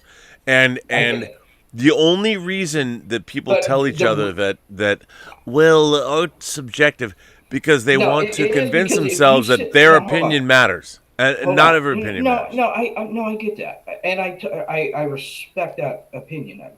It's fucking totally valid. But you and I can sit in the same club and watch a comedian, and the joke will land for you and it won't land for me. But that doesn't negate the joke, right? Well, no, that's a very interesting philosophical question. The question would be is that if a joke lands for you or doesn't land for you, and it lands or doesn't land for me, is the joke good? Doesn't matter. But I would say this. I would say that the greatest jokes are universal. And if you and I are on different sides of a political divide, if we can both laugh at a joke, there's a universality there that is valuable. There is. There's super value in that. Yes. May I say something here, gentlemen? Of course. Now, we haven't had a chance to mention this, but Steve has a show called The Phantasmagorium Show. Yes, on his channel called The Phantasmagorium Show. Which, on YouTube. By the way, their channel's great. Yes. And on that channel, you're going to find fantastic programming. The website, you're going to find fantastic programming, but you're also going to find a review of Bond, many reviews of Bond that include an episode where Robert is commenting on it. So I highly encourage you guys to, you're a guest, Robert. I highly encourage everybody watching to go over to the Phantasmagorium Show YouTube channel and check out those fantastic videos on Bond and so much more. Dude, I hope the checks are clearing, dude, because this is great. Okay, hang on. I'm looking at the chat. Mike, Mexican Iron Man, says me and Polly are listening. Is he going home? Yeah, while I take him to the airport, me and Polly saw No Time to Die and both found it to be a triumph better than Shang-Chi. What? See? Okay, first of all, I love Mexican Iron Man and I love Polly, who's been on Midnight Metal, by the way. Hi, Polly. Hi, Mexican Iron Man. And hey, I love these guys. By the way, again, first of all, Paulie is one of the great YouTube personalities. No, I think so too. He is sensitive. His cool. YouTube channel is the Latino Slant. Yeah, the Latino Slant. By the way, anyone listening now, if you don't subscribe to the Latino Slant, go do it. What the fuck is wrong with you? Go right now. Don't subscribe to my channel, although you should be. Go No, to subscribe to the this channel, Latino too. Slant. And the Phantasmagoria. Go to Latino Slant. Go Yes. subscribe to Paulie. I mean, what? By the way, one of the greatest dudes on YouTube. I mean, the man he has the soul of an artist. He promotes musicians. He promotes actors. And some of the most fun times I've ever had on YouTube was with Paulie, because graciously, I'm so thankful. He invited me to do things like the cast reunion. Dude, that for was Blood so in, cool. Blood out, my carnal, Edward Malundo. James Olmos. And then Stand to Deliver. My God. So good. I mean, between Tom at Midnight's Edge and Paulie at Latino Slant, my God, I have felt grace in my life. It's so funny. People are like, well, you mean some guys on YouTube made you feel grace? Dude, it happened. Yes, they did. Now, They did. Robert, there's quite a few more super chats. I know. And by the way, thank you, by God, for doing that. So the first, well, Paul from Twin Flicks. Really, I mean, we are. I think I said this, but No Time to Die may be a terrible Bond movie, but would you say it's a great action movie in general? I would say no. Good question. I would say the only, there's not a lot. There's actually two great action scenes. One's at the beginning and one's in the woods, and it feels like, okay, I can't. In the movie, you literally have Bond and his family driving one direction. These two cars go the other way. I'm like, whoa, we dodged them. And then they turn around and follow them. They're like, we're going to go into these woods. And then they're like, we need an action sequence. Well, how did you get there? And then suddenly there's like dozens of cars and guys on motorcycles. Like, what? Wait, what? In the woods? Who are these people? Where are they? Like, why? And by the way, like, everyone's in the woods and there's like one house that everyone knows where. It's so weird. It's so bizarre. And by the way, beautifully done. Great. But when I'm watching, I'm like, okay, I am now watching an action scene that is a little disjointed from the plot, where, like, I know we're here and we need an action sequence, but what does this have to do with the plot? Dude, it breaks my heart, because you've been trying to watch this movie for what, like 18 months. years? I know. Like, Jesus Christ. And then it didn't land. Oh my God. Well, here's it's very funny, because we now live in a world on social media. If you don't like something, people come after you like, you're a fucking hater. Fuck you. Oh, yeah, right. And I'm like, and don't make it a 6, because that means you hate it. 6. yeah, and look, to me, 6 is a good number. 7.5 is a good number. But But they're like, no, you fucking hate that movie. I'm like, what do you mean? It's better than 5. I love James Bond movies. I have my whole life. I bought an RCA CED disc player because on that format, that was the only way you could get on Her Majesty's Secret Service. And I love the James Bond franchise. It's one of my favorite things ever. And I loved Casino Royale. And I did too. I thought it was a good movie. I saw Quantum of Solace in New York at the Ziegfeld. I'd heard about the Ziegfeld. I'd never been there. And the girl I was dating at the time, who's amazing, still, she's amazing. She took me, she's like, we're going to go to the Ziegfeld. And I saw Quantum of Solace. I loved it. I love Quantum of Solace. It's not a great movie, but it is what it is. And what number would you give No Time to Die, Robert? From 1 to 10? Yes. 6. Okay. I'll give it 6. So that's not bad. That's a good, that's a mediocre, right in the middle, right? Well, here's my problem, and I would ask you both this. So, Steve, you've seen it? I have not. Oh, you both haven't. And I haven't seen it. No. Well, then I would say to the two of you, So you might know, there's a villain in the film. And in the movie, Blofeld's cat. Stop that. Come on now, Steve. I'm sorry. By the way, that's a great name. Fuck all y'all. It was a great name. People the problem was people were like, what does that mean? I'm like, oh, that's why it's. You young kids. You whippersnappers. I'm going to scream at clouds. By the way, thanks to Tom Jr. Jackson. Yes. My He knew it God, was Tom. coming. He preempted that in the chat. He knew you were going to say that. Oh, my God. Tom Jr. Jackson made me some... And you know what? Tom Jr. Jackson, of course, created, unknowingly, one of the great catchphrases of all... Yeah, we are all goof people. We are goof people. We are all goof people. And let me just say, God bless you, Tom Jr. Jackson, because that was what a great thing to say. And so true. And the thing is, you have to have a sense of humor. You have to be tongue-in-cheek. You can't be like, I'm not a goof person. I'm like, you know what? The fact that you even said that you're not means you kind of... It means you are. You're a goof person. You are. Come on. We're all goof people. But yeah, and by the way, that's why we're great. Mm-hmm. We're all goof people. If we weren't, we'd be like, that guy's a goof person, but of course.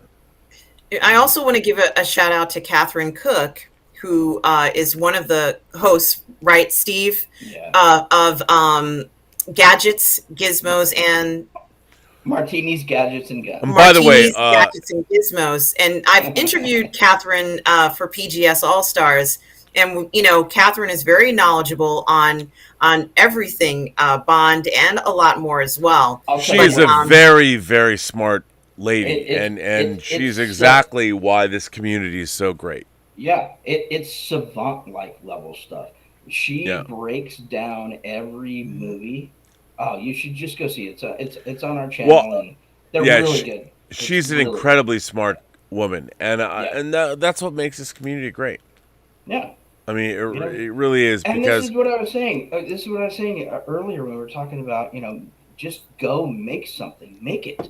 Yes. Just do it. We can do this stuff, and we should support each other. Yeah. Yes. And I hope that, tonight is an example of, the potential. The talent was already there. Like, Steve, you already had this talent, and the same for everyone we've spoken about. But, like Steve has said, we're encouraging everybody in the PGS community and beyond to go ahead, go for your dreams, and make content or whatever it is that you enjoy doing. Yeah. No, 100%. I mean, or host a show on Friday nights. Yes. Oh my God! Wait a minute. Can we actually do that? Robert, do you see what you've encouraged us? We take great joy in acknowledging that you have set the ball into motion, and it's wonderful to be a part of this. That's the point, though. I mean, the point is, as I've said, I just throw the party. I open the door. The party is only as good as the people that come. So, and I would say this community. A lot of great people, a lot of goof people have come to this party, and which is great, and I have to say, what I love is it's not just when you turn off the channel it goes away. I mean, people, every time Tom Jr. Jackson's like, "Hey Rob," on Twitter, he's like, Kino Lorber is releasing a version of Delivered. I mean, it never ceases to make me laugh. It's like, talk about a joke that's been done to death. Nope, not yet. It's still funny. It's still funny. That horse is still well beaten. Yes.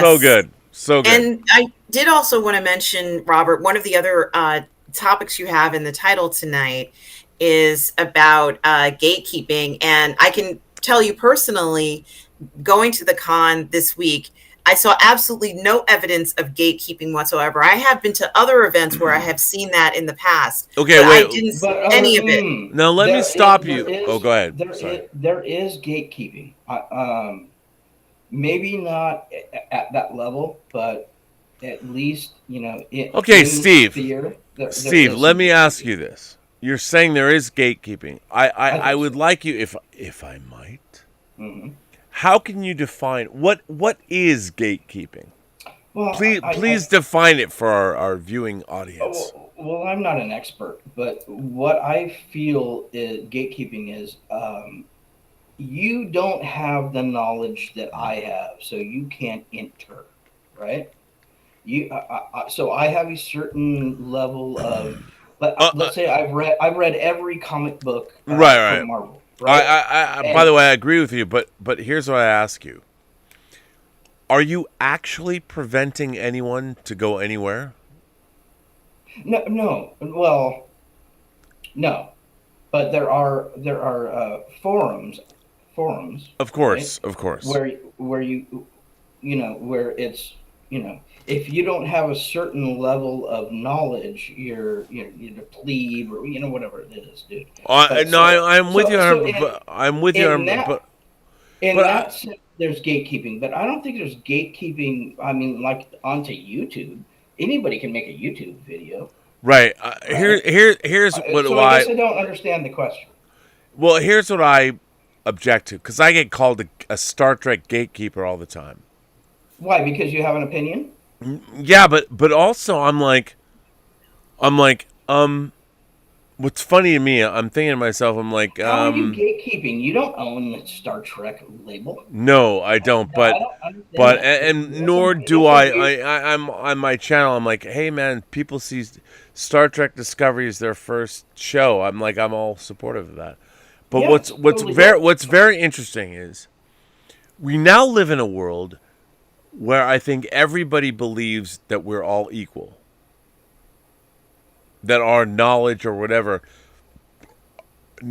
other people's knowledge and their institutional knowledge is not respected. And No, well, the fact is, I that's why I get the meme old man yelling at clouds. I'm like, listen, what I want to say to people, and I'll say it right now on this show, I know a fuck ton more about Star Trek than you do. yeah, I do. absolutely. I do. I'm just gonna say it. There are very few people on the planet Earth that know more about Star Trek than me, and I know them all. So when I'm on YouTube and I let people denigrate me and yell at me, it's all fine. But I'm like, you know what? You should bow down and worship like Vol in the Star Trek original series episode The Apple.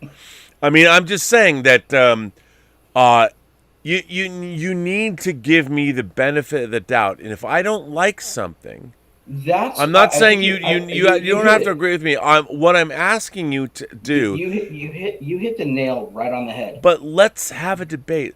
Let's Right. talk about it. Allow me to explain to you why I think Star Trek has sucked since 2009.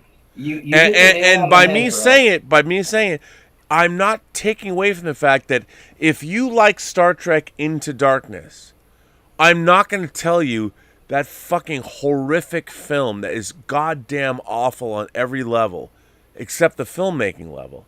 If you like it, I'm not going to tell you you're wrong. No. What because you're not wrong. I would ask you to tell me is, why do you like it? Well, And let me tell you why I don't.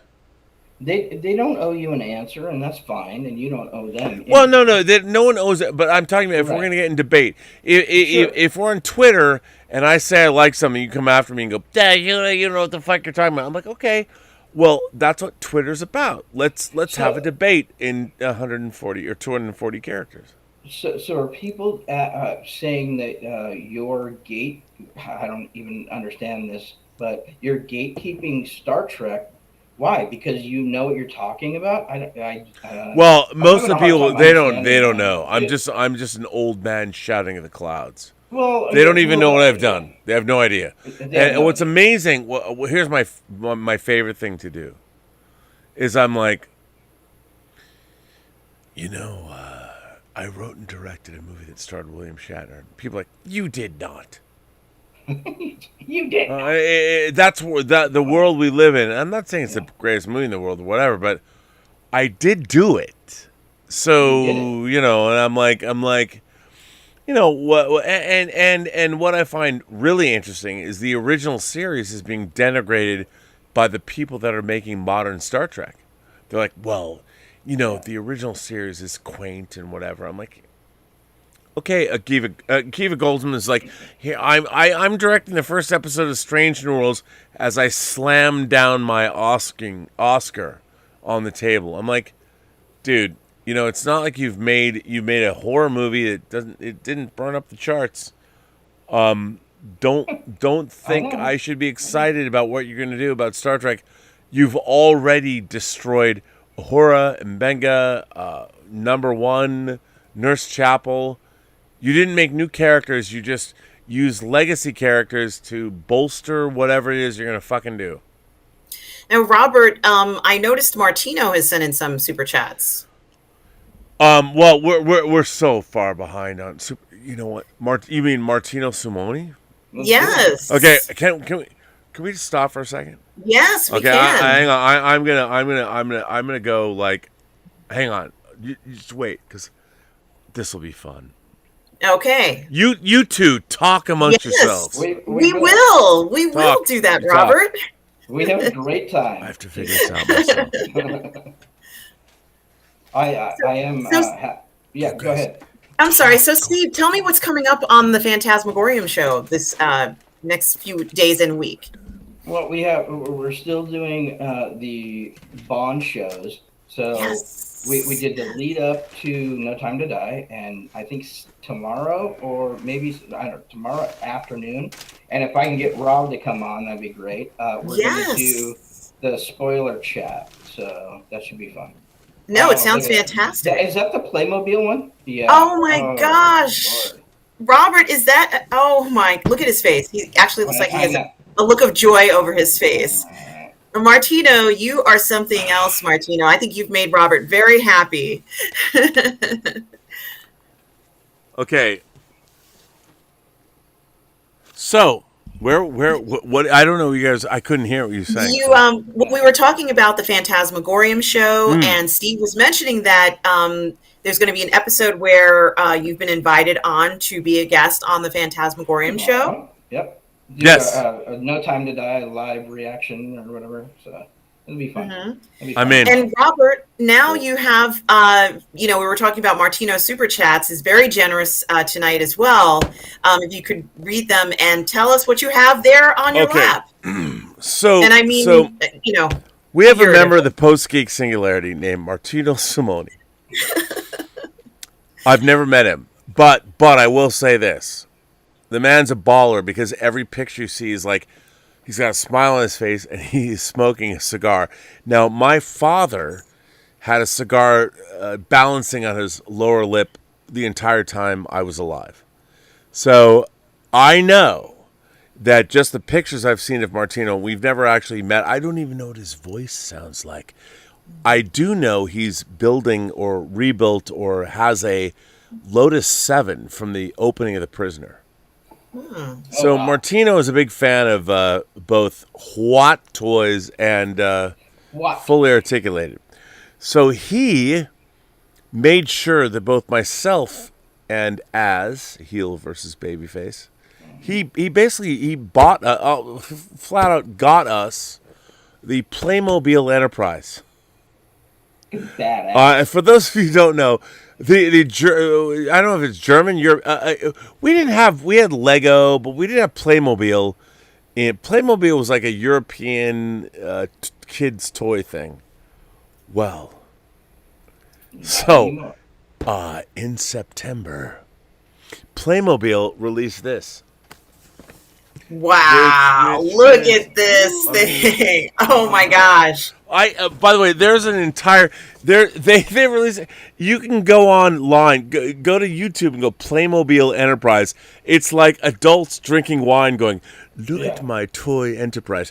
Now, this shit is. First of all, let me just say, there's a lot of people like, well, it's not accurate. I'm like, it's like super deformed way, like Gundam super deformed. If you this shit, it's not supposed to be accurate. It's so ridiculous if you think of it. It's supposed to be awesome, dude. This shit Yes. is the dope. Like, Dude, like and I that had comes up no pretty fast. like Martino during a show. He's like, you know what, Rob, you should have a Playmobil Enterprise. He fucking bought it for me, That's awesome. like live on a show. I'm like, Very generous. very generous. But here's even beyond that. He understands that as a middle-aged man with one foot in the grave, that a Playmobil Starship Enterprise with the bridge, Right. dude. Toys. Like, come on now. So I to be honest, like I've had this here, and it's so big, it's so gigantic. It's huge, Robert. It's huge. It is huge, and I'm like I can't because and by the way, it has an Have you AR. taken it out of the box? No. So you haven't done an unboxing. You are going to do an unboxing on camera, right? Yes. Why? But since we're here now, why don't we take a look at it right now? There's other people have done unboxings. Let's do it. But you know, it's pretty fucking dope. I mean, I gotta say. Now, Martino says that Star Trek would be in a better place if Rob was actually at the gate. by the way, look at this. Look at this shit. Look at this. Look at this shit, dude. Come on now. My goodness. I mean, look at this shit. You can't even understand how insanely. This is insane. It's so gigantic. It's. The figures. Go That's inside. what she said. The figures. I go wish. I mean, inside. I've always been a guy that's had to Yes. pick up my So, hang on. So, The figures go Hang on. inside. this. And Martino is like, live long. No. Uh, Okay. Check this out. Look at this. Look at this. This is the Live long secondary. and Yeah. Actually, he's Look at saying, I can't even get in. Oh, yeah, because I always go the hole. wrong way. Dude, But he's saying- I mean, look at how big the secondary hull is. It's fucking dope. Dude, come on Oh, now. my goodness. This is some huge shit. That is some And- some fuselage. And That is yeah, some fuselage. that's what she said. I mean, Right. I can't put it all together because there's so much. There's work. There's screws. There's all. The disc. You need to get screwed to make this work. I'm just saying. But Robert, it's just a box full of fun and enjoyment fun and wonder. all that fun stuff. I mean, Fun look and at this. wonder. Look at how big the secondary hull is. Jesus Wow. Christ, this is fucking huge. And by the way, let's. I've never delved into this really. You know, I really should probably look at the instructions. I don't know. I mean, It's but look- actually a lot bigger than what I thought it would be. that's what she said. That's what she said. My whole life, I mean, you know, every girlfriend I've ever had, here's what I wish they would say, oh, "That's a lot bigger than I thought it would be." They never Well, did. it is like just no. even the piece Oh that no, you're the holding girls right I now, dated never Robert. said that. I never did. So I don't know my. I apologies, my nerd card. But where damn, is the this is battle? so fucking cool. Where's the Rob? Where's the battle bridge? Is that there? What the hell you say? It's This is there, the- but he's not showing. No, It's in the box. there is no battle in the bridge. This is the 1701. The Oh, battle yeah. bridge is on the D. Now, Yeah. no, okay, wait, hang on. I understand what you're saying. Now, just to show my bona fides. Bonafides. My bona fide. Oh, pardon me. My bona fides. Yes, Right. and that is actually the actual word, bona fides. Hang on. As I put this down, I'm looking around. You gotta at least show us some of the little figures of the crew. Oh, Is there- well, right? okay. Well, hang on. Where's the sausage section? dude? It's there. It's Dude, there somewhere. in the It's box. no. It's so look. I think mean, I think we can see like, it, Steve. oh Got it my right. God. There we go. I mean, NCC 1701. come on. My bona fides are here. I mean, this shit is the dopest. Now I'm like, I can't even like. You guys don't even know. Like I haven't even opened this up. This is insane. It's so. Robert, are we gonna find you in that room with the pieces just still kind of like tomorrow you're still opening it up and looking at it and putting it together 6-7 hours from Pretty now. much. I mean, but here's the thing. Like, okay, here's a question I would ask you both. So, why is it like a lot of people have fetish objects, whatever. Why do I love, even though it's kind of deformed, it's a toy. Why do we love these things so much? Why is it that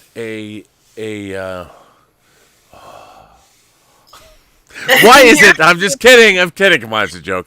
Why is it that we love exploration? Is excitable. It's going to a new place, exploring, finding new things, just kind of making a discovery of what's out there, because there's so much out there that we haven't seen. Just an infinitesimal amount of places to go and things to see. That's why it's so much fun to be able to get on that ship and zoom across the galaxy. It's amazing. It's amazing. I mean, it's like William Shatner going into space for real now. That's how cool this is. I mean, William Shatner, he is going into space in 3 days. Yeah. And so amazing about that Star Trek show. I have not taken this out of the box yet. I can't believe how fucking cool this is. Everything you just said is amazing. Shit ever. Right? I mean, I'm just like, yes. So that the awe and wonder and the exploration of space, that's exactly what's not working in the new Trek, in my opinion. It's missing that part. There are things that are missing, and it does kind of feel empty. Feels empty. It's a different direction, but it just, I don't think it's Roddenberry's vision. When Rob held that fuselage up, it's like, let's explore. Ooh, Robert. This is awesome. But it really is actually the size of this model, this thing that Martino has purchased for Robert. It really is a beautiful a toy. This thing is really nice. Look at how nice the print looks, Steve. This is dope. And by the way, they actually have the actual. There is a certain specific type that is never quite right. Yes. I believe that this is actually the correct type. The right font. Yeah. I mean. Cool. And this adds to the fun of it. I mean, you want to have that experience of the Enterprise. And, considering that this is obviously a collectible that I'm assuming was made for children because it is Playmobil, correct? Well, as a child, here's a very funny thing. You were very, very lucky to get such a special toy. I gotta say this. So there's an ad. I gotta find it. There's an ad for this toy on the internet. The ad, it's a commercial. It's fucking hilarious. It's all old. It's all people like hipster mid-20s and mid-30s people, and they're all drinking wine. They're like, "Look at my Playmobil Enterprise," and I'm just looking at this commercial going, what the fuck is this? This thing is $500. It's $500. It's $500. And by the way, worth it at twice the price. I mean, I have not. This is the first time I've opened the box, but I haven't taken things out. And I do have to ask you: is it a little bit sturdier? It looks like a very sturdy. It is. It is very sturdy. Like this is heavy and thick and strong like bull. It's very strong. You have to stop doing that, Robert, please. You're gonna get a This strike. is one big secondary hull. Have you seen the engineering section that's right here? Oh my God, the warp drive is to die for. Look, I'm just saying, like I didn't open this because I need where it was going to go is over there, and I have a place for it. It's going to go there. It's a place to sit, but I haven't. I would just hold it. because I would just want to hold it and not let it go. Well, I can hold the second air hull again if you need me to do it. Would you like me to hold it this way instead? No. I I mean, once you've assembled the whole thing together. I don't know, man. I mean, I'll assemble it. It's gonna be good. No, I know. So no, I mean, I don't even look at this. Like, this is the stand that holds it up. Look at that. Are you fucking kidding me? Yeah. Like, this stand, look, this is more than a foot long. It's gigantic. That's what she said. I know, but you know what? If I found a girl that wanted this anywhere near her, I'd be like, "Hi, I'm Robert." I'm just saying. I mean, like, yeah, this is amazing. And by the way, it also comes with a this thing. You can hang it from a ceiling. It actually comes with stuff you can hang it. It's amazing. I mean, it's truly amazing. Yeah, Martino, that's very generous of you to do something awesome. like this, and we're all enjoying it. I mean, obviously you sent it to Robert, but just to even see the pieces and imagine what it's going to look like once it's put together, it is really nice. Or you can come here and I'll show you.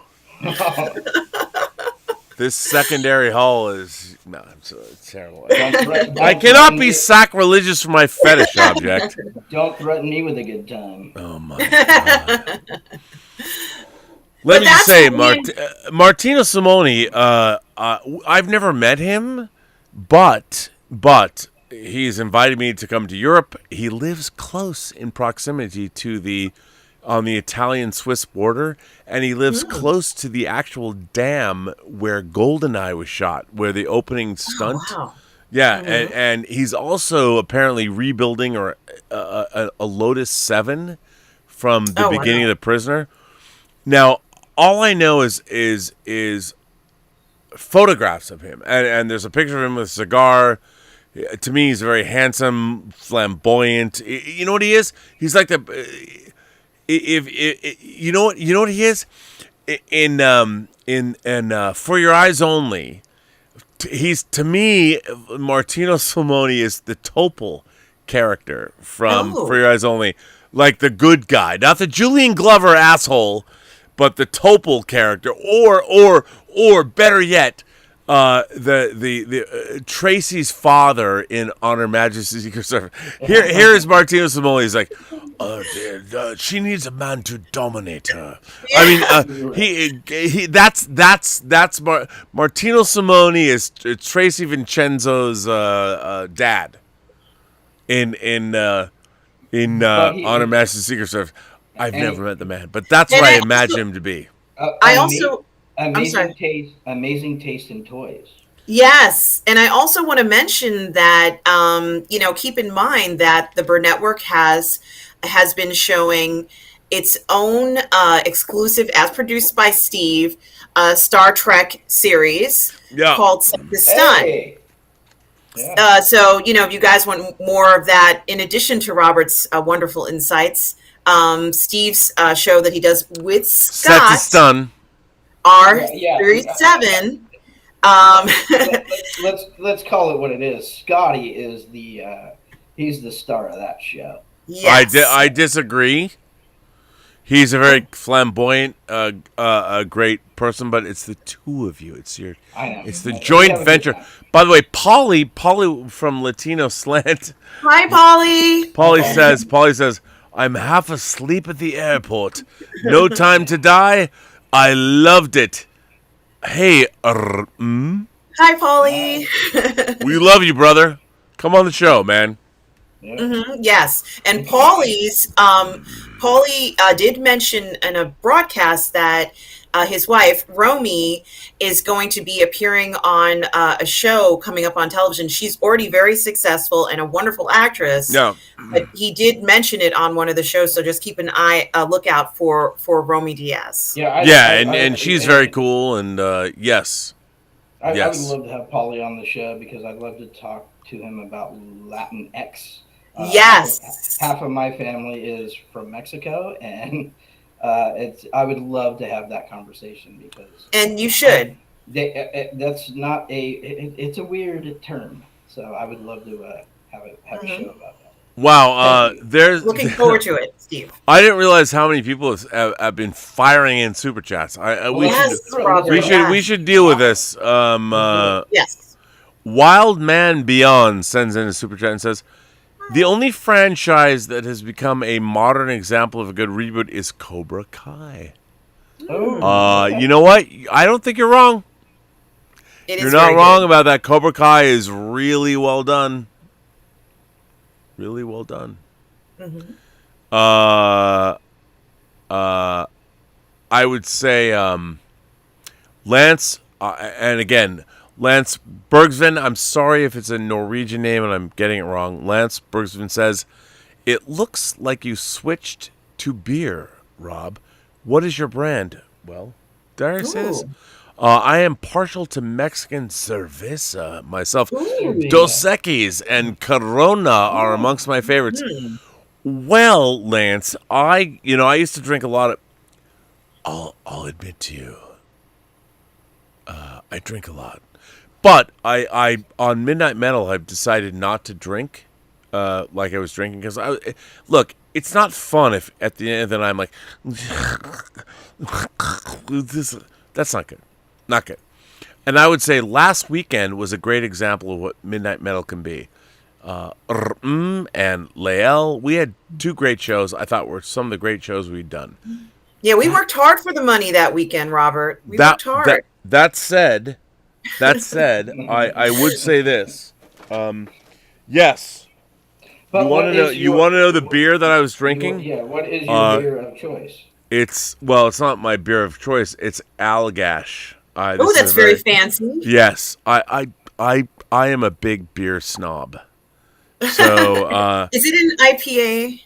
Well, this is Carré. I can't speak French. But I do love Allagash White, and this is a great beer. And what about you?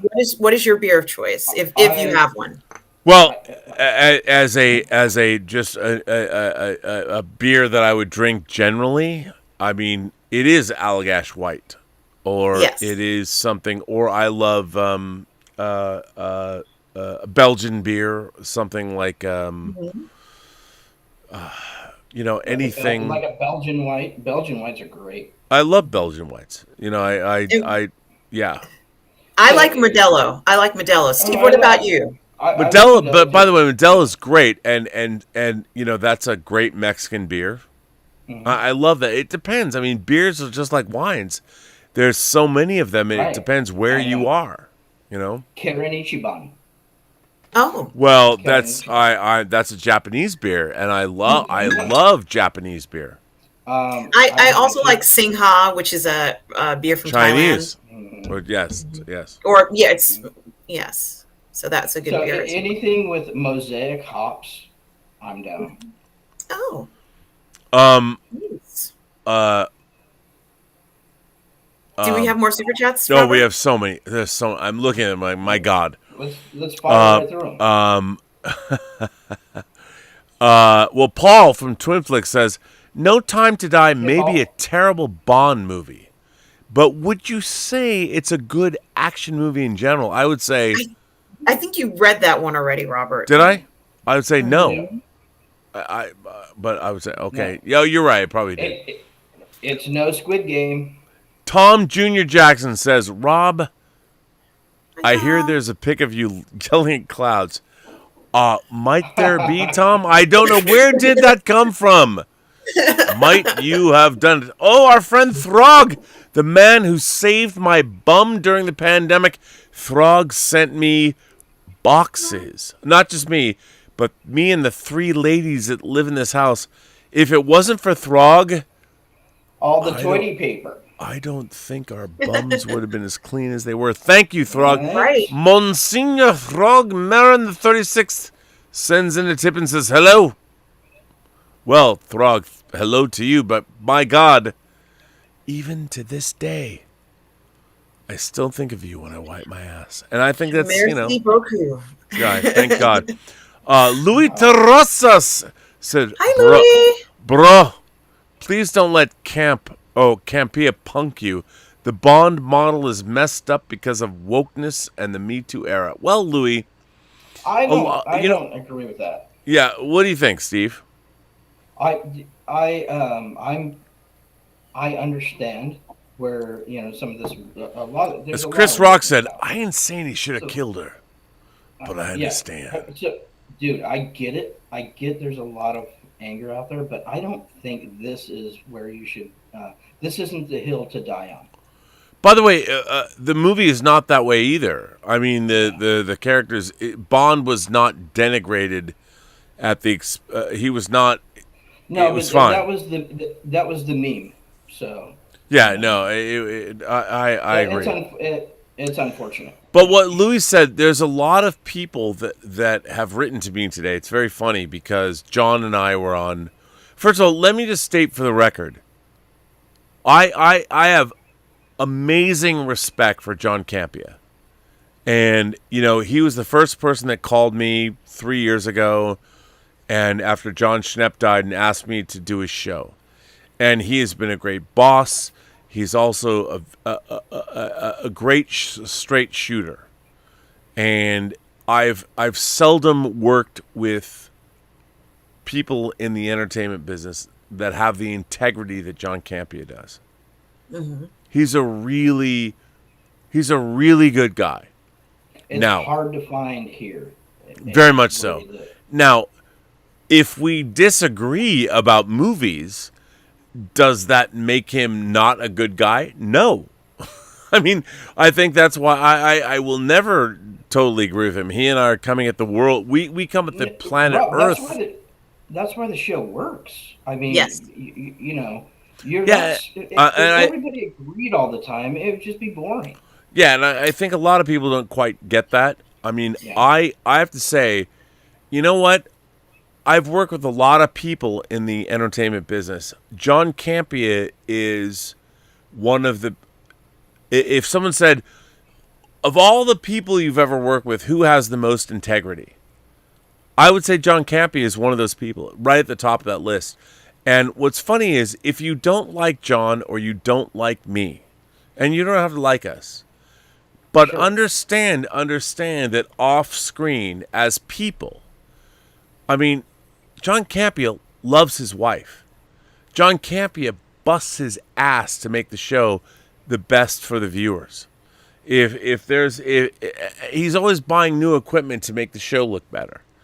And I'm not here to suck his dick. I'm just saying, John Campea, I respect him as a business person and as a creator. He does a great fucking job. And if I wasn't on his show, I would still say the same thing. And by being on a show, I would say this. If we disagree, because a lot of people are like, well, John Campea disrespected you today. I'm like, no, John Campea spoke his mind. And I spoke my mind. And we talked. And I thought it made the show good. I'm like, if you were watching John's show today, I'm like, I thought when I get off his show and we have debate or whatever, we actually talk, I'm like, this is a good show. Yeah. And I think that John, and I'm paraphrasing John's comment, so, John should never watch this. I'm just paraphrasing what he said in the past, is that when he gives a different opinion, he's not trying to convince somebody or turn them to his side. All he's doing is giving the opinion, and that should reinforce why your opinion about it, stays the same. So, it's about sharing, and, we value that, and everybody has their own opinions. It would be incredibly boring if everyone agreed with everything, and we can't. We're different people. There's going to be, different favorites and things that you find, have a different point of view from. So that's just the way it is. And it's exciting, actually. Well, I think so too. Yeah. As creators, and you put yourself online, it's a weird thing. So you're putting it out there, but you understand that, the slings and arrows come, and that's fine. Nobody's crying foul about that. Right. Just wait a minute, dude. Come on. It's just a second. I need a bit of a cry. Just be fair. Yes. Just be fair. No, you're right. Because you don't have to like me. You don't have to like me. Me and Scotty, you don't have to like us. But just be fair in your analysis. That's all I ask. Now, Stubble McShave, who's hi Stubble, Wheel of commented. He says they ran from the Bond tropes, and now it has no real identity of its own. Oh, I agree with him. I do. I mean, you know, we were talking about No Time to Die. I'm like, well, here's. I've been attacked on Twitter, on social media. People are like, well, the Bond franchise is evolving. He's here's the funny thing about James Bond. The conception of James Bond is not to be somebody whose inner life is important to us. He's a soldier. And we're supposed. He literally is a soldier. He's a former British naval officer, and we are supposed to watch him. I mean, people are like, well, Rob, and this is everyone's go-to position. Like, well, these franchise characters have to evolve. Of course they do. Great, I believe in that. Have them evolve. But don't fundamentally. You can't fundamentally change the paradigm of Bond and suddenly make him. Well, he's. Go ahead, Rob. It still has to. It still has to be true to the character. Yes. You cannot. You can't. Supplant. I don't.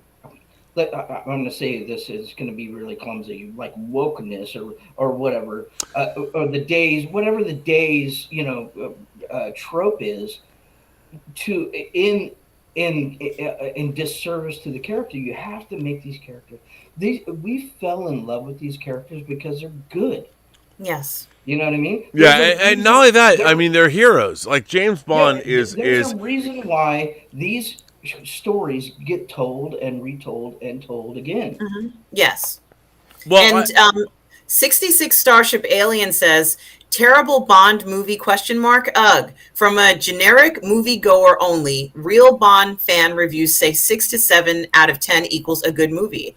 And I know I will like it based on producer, writer, cast interviews, and real fan reviews. And like Rob and I were saying, 6 is a good number. It doesn't mean it sucks.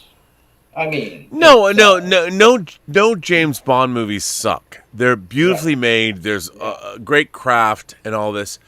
My whole thing is the entire tenure of Daniel Craig's Bond is that they have tried to retrofit an ongoing story into 5 movies, and which is new. Right? They've never done it before, but it doesn't work. And it's also, again, it's the Bond series reacting. It's Barbara Broccoli and Michael Wilson going, well, I mean, at first it was the Bourne films. Bourne was outdoing Bond, and then it was Christopher Nolan's Dark Knight trilogy. The Dark Knight trilogy was outdoing Bond, and then ultimately whether it's Mission Impossible or whatever. The Bond franchise was trying to catch up with modern film franchises, and it didn't need to do that. No, it didn't. And the Bond has something different. The funny thing about Bond, I hate to say it, that I'm going to say this, is that Bond was the one that was more grounded. Like a Bond movie could make a scene out of what champagne you're drinking. Yes. No other franchise could do that. The Mission Impossible franchise, it's like we have to show Tom Cruise going outside the Burj Khalifa, hanging on a string or something. Yeah, I mean nobody gives a fuck. The thing about Bond is, Bond's like, I'm gonna get you caviar and champagne, and I'm gonna tear off your La Perla lingerie with my tongue. And and that's what Bond would do. And Bond would be a cunning linguist and use his oral faculties and make a woman climax with his tongue while he is pouring champagne into her mouth. And then he'll get the call going, you have 5 minutes to get outside. That you picked up. And that's what Bond is. And the funny thing about it is, we now live in a culture, and I have to say, Bond is as a sexual creature. We live in a weirdly neutered, bizarre, like James Bond is a guy that can make a woman come, fucking orgasm. And I have to say, like Ethan Hunt, I love the Mission Impossible movies, but no one's gonna look. Girls do not look at Tom Cruise and like that guy. I mean, it's a different response. Yeah, he's gonna go down on me and make me fucking come like I've never. But Bond is also the man who you can ask, like let's say if you happen to find yourself in the space shuttle or something like it, and you're orbiting the Earth, and Bond is the type of man that you can ask, can we go around the Earth one more time? Yeah, and Bond will chow your box the entire time. I mean, and he'll just, press orbit again, click, and then, you're just gonna another 12 hours or however long it takes to orbit. But here's the thing. Here's what you have to understand. Bond is a sensualist. Bond is a man who believes in all of the human pleasures of being alive. Like so James Bond. And here's the thing, though. Rob, he's is fighting. That inherent in the character? That's inherent. I think so. Don't you think so, Steve? Yes. Yeah. So, okay. All right. So, if we're going to do a new incarnation of Bond in 2 years or whatever, we're going to do a new incarnation. How would you do it in this episodic type of like the Broccolis have now, or what would you do? Or would you just be more? I would defer to. I don't want to. They should be standalone movies. I completely agree. If you haven't seen the one before, you shouldn't have to ever even see the one before. Even if you only saw one and it blew your mind away, and you decided not to go back to that franchise, it should have been enough that you took something home with you that you just couldn't forget. That memorable moment, like going around the Earth twice in space. Yeah, that's a moon. That's the end of Moonraker, by the way. Mm-hmm. And Stubble McShaves is asking me, when am I going to New York Comic-Con, and am I getting any sleep? No, I'm not getting any sleep, Stubble. I haven't slept. I've been going for 2 days, going to go again. And Latino Slant says, Romy Diaz, go follow her on Instagram. Yeah, by the way, all of you, Romy Diaz, go follow her. Mm-hmm. I wholeheartedly agree with that. By the way, Monsieur Throg Marin 36 sends in a tip and says, hello.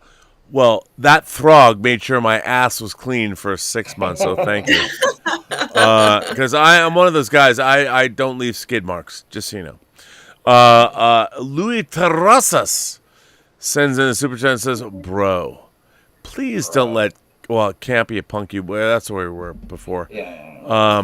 Bill Barkley says that he enjoyed the conversation you had with John Campia. I thought it was good, too, because... I mean, John has his tastes, I have mine. And people always say this, it's his show. I'm his guest. So there's no equal time there or anything. It's called The John Campia Show. If I didn't want to be there, I wouldn't. And I am not there, like John Campia Show is not there to give me equal time. And I do want to ask both of you. People are asking who, like just speculatively, and of course we all do this. Who you think could be the next Bond? Some actors who you think could be and why. I have two. What do you guys think? Go ahead, Steve. So I think John said this earlier. The Henry Cavill. Yep. I do like the Tom Hardy. But who's the guy from The Bodyguard, Rob? That's Richard Madden, who was Rob Madden? Stark. Dude, that's my front runner. Money, dude. Money. Dude, I gotta tell you, I mean, he's in the Eternals, and I love Richard Madden, and he's Scottish. And I think, and if none of those he's guys, like 36. Too. I would love to see Tom Hiddleston because it would harken back to my favorite Bond, who is Roger Moore. I agree. I think that I am not a fan of Tom Hardy as Bond. I love Tom Hardy, but he's. Oh yeah, I love Tom Hardy too. I don't think he looks like the Bond that we all know and love. Well, Kat told me that Cavill didn't get the role because he was too buffed out, like he was too built. So that kind of, if that's the criteria, Tom Hardy can't do that. Right? Tom Hardy's built to. Well, I mean, I would say that Henry Cavill, like I loved Man from U.N.C.L.E. I love which is funny because that was a riff on Bond when it first came out in TV in the 60s. So good in the role. Too. Yeah, he was so good. It's so good. So, but I would love to see Tom Hiddleston. That's something that I had not thought about, but I think that he has his presentation, his overall presentation is enough to convince you to go into a yacht with him or something like that. When we were growing up, Roger Moore was my Bond, and he was like debonair. And I think Hiddleston has that debonair kind of quality. I don't think this is going to happen. It's just kind of fan casting, but yeah. Well, Wild Man Beyond says Daniel Craig will go down in history as the most overrated Bond ever. These movies with him are an embarrassment. Glad he's gone. And then Wild Man says, he goes on to say, better way to bring Bond into the new age is to make the films R-rated and Bond as a martial artist. Get Scott Adkins. Oh, my God. Wild Man Beyond. Are you actually Dieter Bastian? Get Scott Adkins, who has almost played Batman. Well, I would say this. Well, go ahead. Go ahead, Steve. I'm sorry, dude. No, interject. An R rating doesn't automatically make a movie good. And true. If we could start there, then we can have a conversation. But if the basis is the only way this movie's going to be good is at the R rating, then I don't know how to have that conversation. Well, I can honestly say that I love seeing Daniel Craig get physical, and I bet you do. I bet you do. I like seeing him, doing fighting scenes. I feel that he has a certain knack for them, and seems incredibly. He has this bravado about him that when someone challenges him physically, it's like you're going down. Craig is going to knock you down. That's and what she said. I always like that about him. Please, I will. Tell me where to go. Yeah, right. Next, Imaginaut is asking me, what's my secret to staying awake for so long? And thank you. Yes, caffeine, meditation, or micronaps. It's micronaps. It's trying to sleep whenever I can. And yes, I am tired. Me too. I'm exhausted too.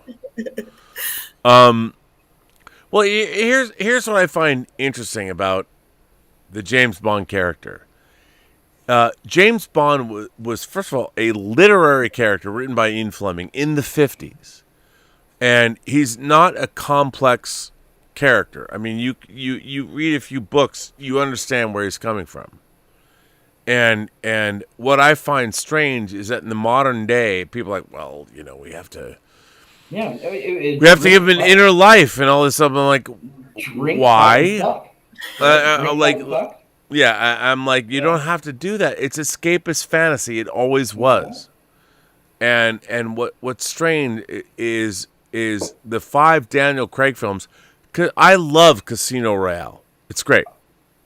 Now, but after correct me if I'm wrong. Is that the one that starts off where he starts in a fist fight in that film? Am I correct? Yeah, he does. He's killing a guy in a bathroom. Yeah, it's like blow after blow, and you can just smell the sweat from Daniel Craig. Oh yeah, doesn't that start in black and white? Yeah, it does. Yeah. And that, I love that. There's a moment. That ferocity is just incredible. It's brutal. And what's great is. And when he's in the office of the guy that's bent, the station chief, who's like, your first kill made you feel it, did he? And James Bond is having a good time. He's like, you're a bent station chief. You're a fucking traitor. And Bond fucking kills him. That's exactly what they call it too. Bent. Yeah, he kills him, and he's like, when you become a 00, you need how many kills? 2. And then Bond's like, bang, and kills that dude, shoots him in the head. and Bond's like, considerably. It gets easier. And it was that movie sets a tone, and then the next 4 films of Craig's run was all about love and romance and this, that, and the other thing. And I'm like, this guy's a ruthless fucking killer, man. Yeah, he has the slick trigger finger, as they said in Quantum of Solace. He has the slick trigger finger for Her Majesty. Like, Yes. there is no, like, Dude, woe is me. He's there to kill. He's a blunt instrument. We will unleash him to kill the motherfuckers that will destroy the realm. And it's so weird that they turned James Bond into this incredibly, well, I just want to have a family and kids and all this. No. I'm like, are you kidding me? The guy who outwitted Mads Mikkelsen on the fucking table, right? That guy is somehow this other guy now. It didn't work. Dude, it's so weird. And you know what? Here's the problem. Our world, in terms of giving everyone a voice, marginalized minorities, whatever, we were doing okay. Yes. It was happening. Everybody, there were people that never had a voice before. It was evolving into greatness. We had a multicultural explosion, and yet somehow over the last 5 years, we have been sold a bill of goods. Like, no, we have to deal with critical race theory and all this shit. And I'm like, for me, I'm like, really? Like, I'm a genre fan. I'm a science fiction, fantasy, horror fan. I'm like, never has a genre represented different races than science fiction, fantasy, and horror. Have you watched any of these movies? And then people are like, well, how can you say it? You're not an ally. I'm like, no, I am an ally. You're wrong. You people are wrong. What you're saying is wrong. It is. And I'm like, dude, we read comic books. We understand exactly what this is. I know, laugh all you want, but you're absolutely right. And Scotch Down Under says Scott Adkins is a very interesting choice. Drew Gordon says Scott Adkins is great in Accident Man, based on a great British comic book. Yep. And 66 Starship Alien says, I wanted Hiddleston before Craig, even though Craig is my fave. Oh, cool. Ooh, yeah. Oh my God. Oh, Rob, have you listened to the Sandman audiobook? Oh, dude. I'm on Act 2 right now. Bruh. Who does the audio for that, Steve? Oh my God. So, Neil Gaiman narrates. And, he narrates. It is. It's bonkers good. Dude, okay. When I was a small child, one of my favorite things in life was the CBS Radio Mystery Theater presents, and then the door. KCRW on Sunday afternoons. Dude, I listen to that every night at 10:07 a.m. or p.m. I loved that. So I love radio dramas. The first Sandman radio drama was it might be one of the greatest things ever produced in the history of entertainment. And McAvoy is our boy. Dude, I mean, my God. Pat It's Denny, like 13 hours long. Yeah. Oh my goodness. And so the second one, what you're talking about, Act 2, yeah. Steve, why don't you tell people what did they release? So they not only did Neil Gaiman do the first, act, and this is actually coming out. They're doing a show too on, I think, Netflix. No, they are. Yes. Yeah, but they did Act 2 and got more heavy hitter voice talent, and dude, it's one of the greatest audio dramas ever made. It's so good. So I love the Star Wars audiobooks.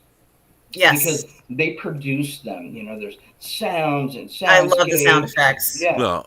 So, and I haven't heard that in a lot of other audiobooks until Sandman, and it's so good. It's got the music is sweeping and it's grand and it feels like you're reading the comics. It's amazing. Oh, amazing. It's so good, dude.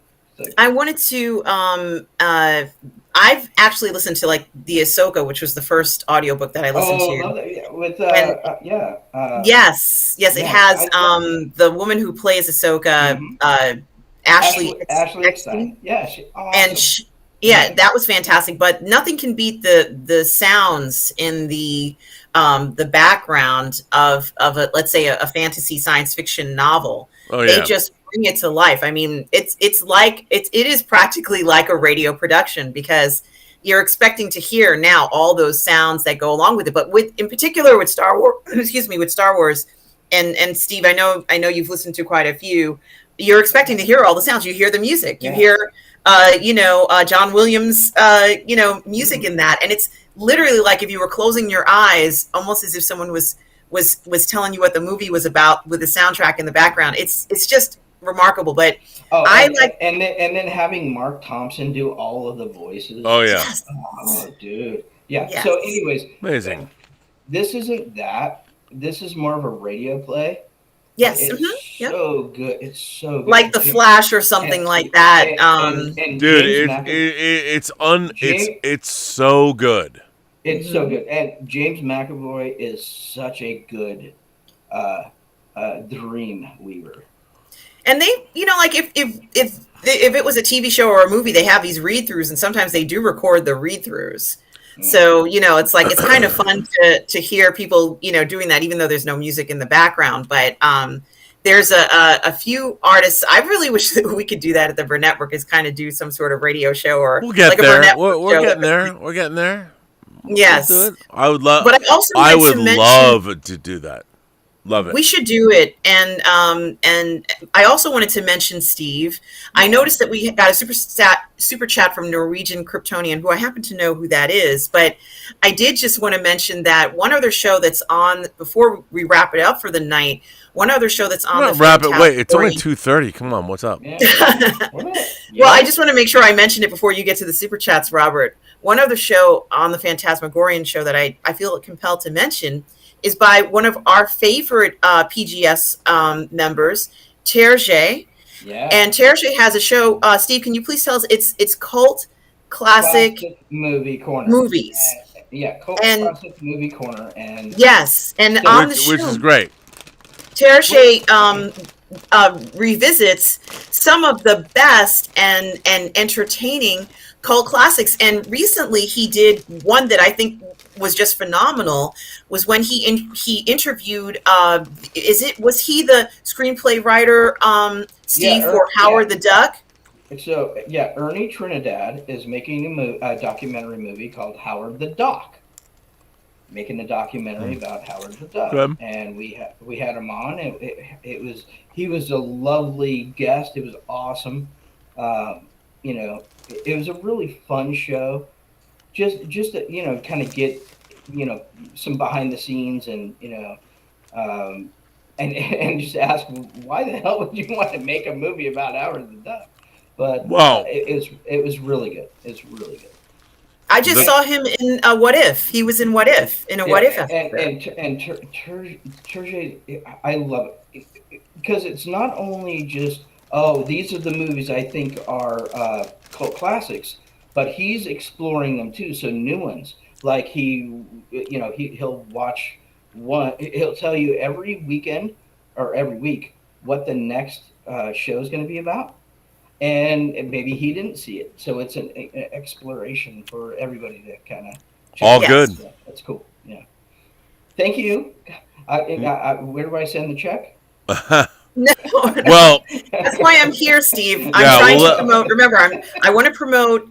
Guys, the PGS members. I'm trying to promote all the talent that you have. God, this is an incredible, talented community. No, it is, and I'm so proud to be part of this. Me too. And you guys are amazing. Do you know how Terje got that job? I didn't. Because he took it. He just made it up and made it happen. Yep. He's like, hey, Steve, I want to do a show. Well, that is exactly what this channel is about. Yes. Make up your own shit, and we'll like, that's you want to do that. So that's amazing. If you have a show and you want to be on the network, or not your network, but if you want to be on the Phantasmagorian show, yes. My default is yes. Yeah. Well, on our Let's Get Physical Media or Let's Fully Articulate, the answer is always yes. Should I buy this? Yes. Yes. The answer is yes, you should. You should buy that. Oh. So not only you should buy two of them. Yes. No. Absolutely.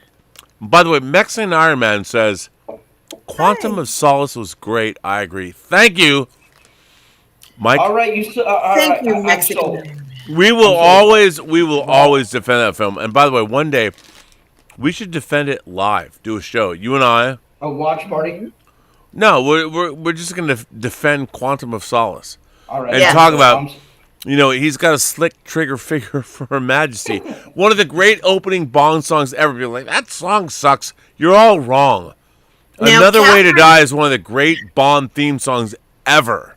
Rob, I'm sold. I'm going to watch the goddamn movie now. Catherine Cook has been on Midnight Metal and the Midnighter. Yeah. But I would love for her to come on, depending upon her schedule and availability. I would love her to come on once again one of these days. We can bring her on now. I mean, you never know. Well, I'll tell you what. By the way, Martino, sends in a very generous super chat and says, plus, Steve Foley equals awesome. Ooh, thoughtfulness. Wow. That's all he says. I mean, by the way, I you know what? They didn't know about us, Steve. I'm going to take my saucer section, Martino, but I got no love in that. I look, and by the way, you don't ever have to give me love again. You already given me the greatest love, lovable, whatever. I it's fine. But you know what? I do kind of feel slighted when you're, You guys should have plus Steve Foley was awesome. Thoughtfulness. Honestly, Robert, I would love to have, and this is just my personal opinion. I'd love to have Catherine come on and just talk about No Time to Die because it would be so. She is a savant. Okay, Steve. Do you think Catherine's watching right now? Yeah, she is. I think so. Probably. So if I were to let you go, do you think she would come on? Would you be willing to sacrifice your spot to allow her to come on? I would absolutely sacrifice myself. Are you? Because for me, I'm like I want to have two ladies on my show late night. But I'll tell you. Well, you know what? I don't know whether she's available right now. Yeah, and we're going to talk tomorrow, Rob, about on our show about Bond. So yes, but next Friday might be a good time. Okay, guys, I'm just saying right now, I'm shucking and jiving. I'm like, hey, what can we do right now? That's fine. It's good. I know you're just trying to get rid of me. I get it. I'm not trying to get rid of you. No, you're not. No. I'm just like, it's totally fine. Steve, God damn it, don't be passive aggressive. You're here for a reason. Let's talk about what Stubble McShave said. Stubble McShave sends in a tip and says, I love Austin Powers, but it resulted in Bond running from Bond. They don't want to associate with all the Bond tropes that made Bond what it was. Now it's generic action. It's a generic action thriller with Coca-Cola branding and a big price tag. Do you think it's true? What do you think? No. I do like the Austin Powers, though. I do too. I yes. Do I think they're better Bond movies? No, but they're really good. They're really good, though. Well, I mean, the Austin Powers films are fine. They're fun. They're. I never looked at them as when you're parroting something. It doesn't mean you take away from what that thing is. Right. $1 million. $1 million. $2 million. They're like, no. No, it is a wacky. It's a wacky business.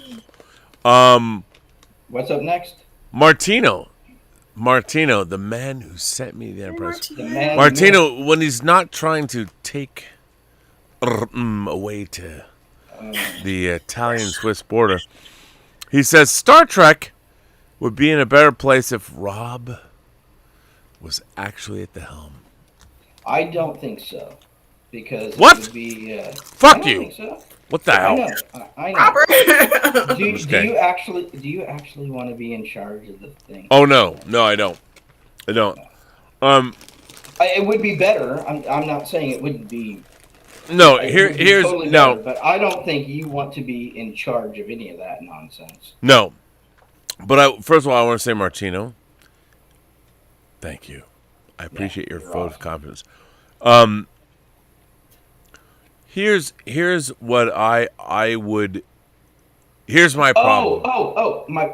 If I could. Yeah, please. If you don't mind, would you take a creative, like head of Like a creative? consultation. Like head of creative, or yeah. No, because No power. it would be marginalized. And here's my problem with modern Star Trek in a nutshell.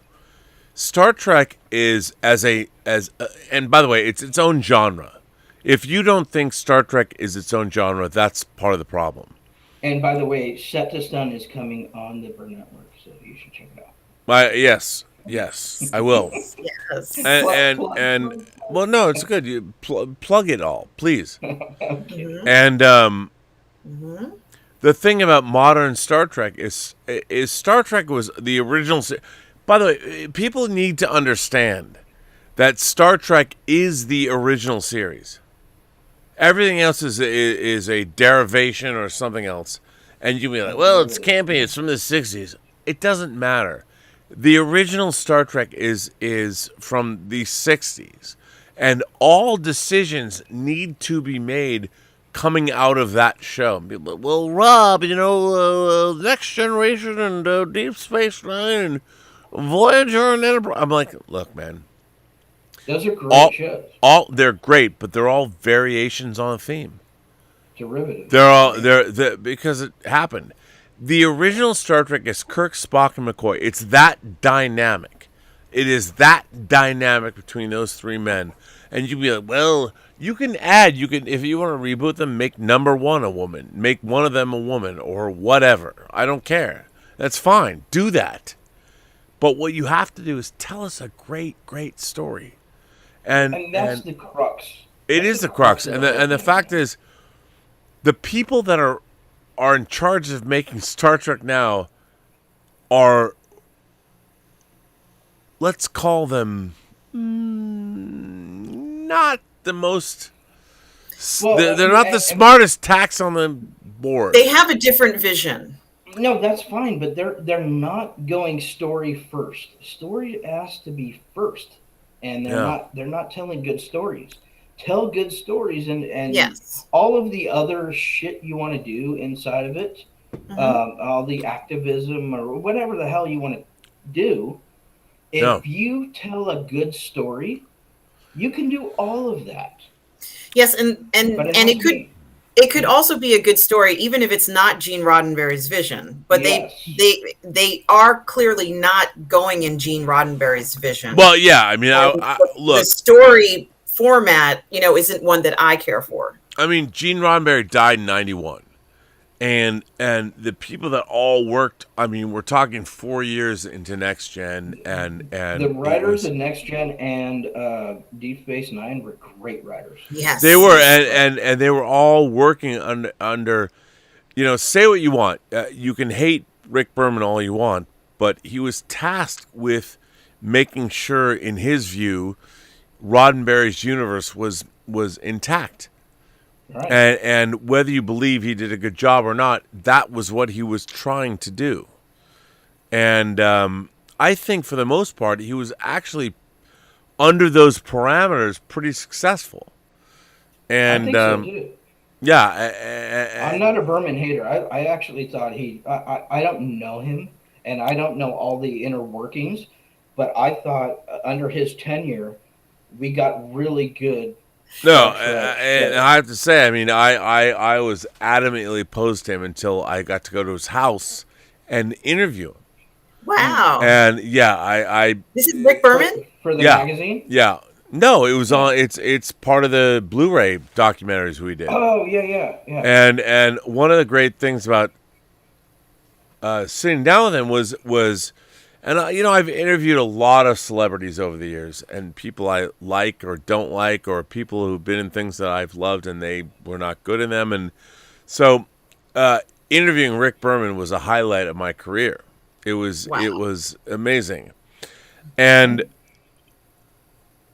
what I found very interesting was, he's a studio production executive guy. Yeah. And he was on the way out of Paramount or whatever, and he got this job. And what was funny was he got this job with this show's never going to make it past season 1. So just please produce a show for the studio, and we'll let you go whenever you want to go.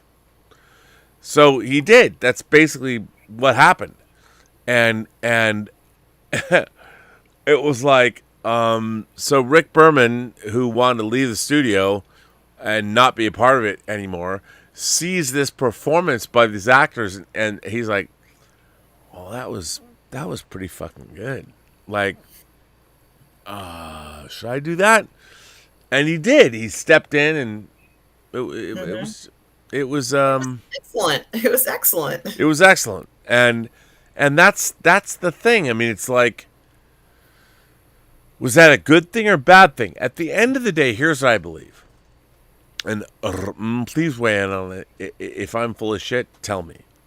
I do believe that we live in a world now where everyone, if you're talented, can make shit. You can make stuff happen, whether it's on your iPhone or whatever. Yeah. I mean, you can make anything you want. And here's the thing. The real question is, what do you want that to be? Like, do you want to win an Academy Award, or do you want to be a game designer? And any one of those things could be what you want, but you have to understand, codify, what is it you want to be? And that also lies into the idea as a creator. Are you creating work that you love? And it doesn't mean that you have to love that IP. You don't have to love that IP, but you have to make a story as a creator that you love, that you personally love. And that will show in the work. Yep. Maybe you don't have to know every nuance of the whole franchise, but you can make a good, as long as you're putting your best foot forward, your best effort. Then, like Chloe Zhao, this woman is an amazing director. Yeah, I mean, did she read? Is she a big comic book person? I don't know. Well, she's a big Star Wars person. Well, apparently, which is cool. Yeah, and I'm down to see that. But if you, this is exactly I think what you said. If you put your passion into it, but you have to go all the way. And I think a lot of times, and I'm just speaking out of turn, I think a lot of times these people get a big paycheck from Netflix and they put half an effort. Yeah, and now, we're seeing now nobody wants to make a movie that sucks. I get that. Nobody's going to say, "Oh, I'm going to spend, hundreds of millions of dollars or even $20,000 and all my time and all my effort so I can make a shit movie." Nobody ever says that. No, ever. They don't. So they're trying to do their best work. Yes. Sometimes it works out, sometimes it doesn't. Well, okay. And Steve and Rob, something that I think is really important, and adding to what both of you are saying, is that, it's like, so you get a position, you're not an expert in that IP, you're just not, let's say, as this writer, you get this position, you're not an expert in this IP, you're looking to those experts to ask questions when you're writing the story. No. That's what the experts are for. That's what all those guys who look to the clouds, that's what they're for. Those guys are there for you to go to and say, hey, did you watch the dailies today's daily. Does it make sense? Should we go forward with this? Does this, or do we have to rewrite this? Absolutely. That's why you have the Dave Filonis. That's why you have the Jeff Johns. This is why you have these experts to go to. And I think, I think so many times that it doesn't happen in that manner. But I don't know. No, you're right, and I think that's maybe something that's missing in the machine, so to speak, of how things are going and what we've been hearing, how things have changed. There have been changes in roles that didn't necessarily come to the benefit of the final production. Yes. No. Look. The problem is we live in a world where someone like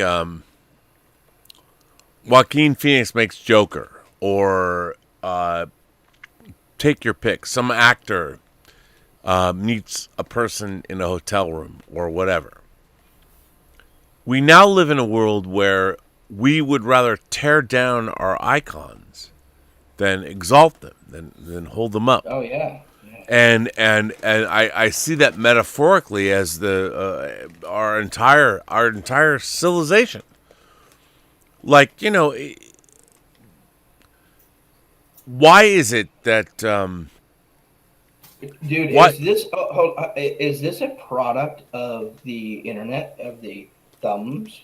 Is this a product of the internet? No, I think it absolutely is. It is. We can instantly critique every move you make. Yes, right. Well, the real question is why. Mm-hmm. Why is it? We're digging into philosophy, and totally. Like, I mean, I review movies. I don't do it on my daily show, but I do it on Twitter. I mean, my job is to review films. I mean, in a different way, but John and I, we're not paid to do it. We are sent movies to review. They want us. We have 250,000 subscribers. They want us to watch this thing and be like, oh, look at this, and because they're hoping you'll love it. Yeah, they are. Yeah. That's what it is. And we have some more super chats, Robert, as we're nearing the end of hour 3. Oh yes, well yes, yes. We thank you so much. Yes, we are. I will go back to them. But yes, I mean, let me just say that it is a very strange state of affairs where we do live in a world where people don't want to deal with reality. No, because they've made their own. Yeah, but their reality isn't and it's 0 or 10. 0 or 10.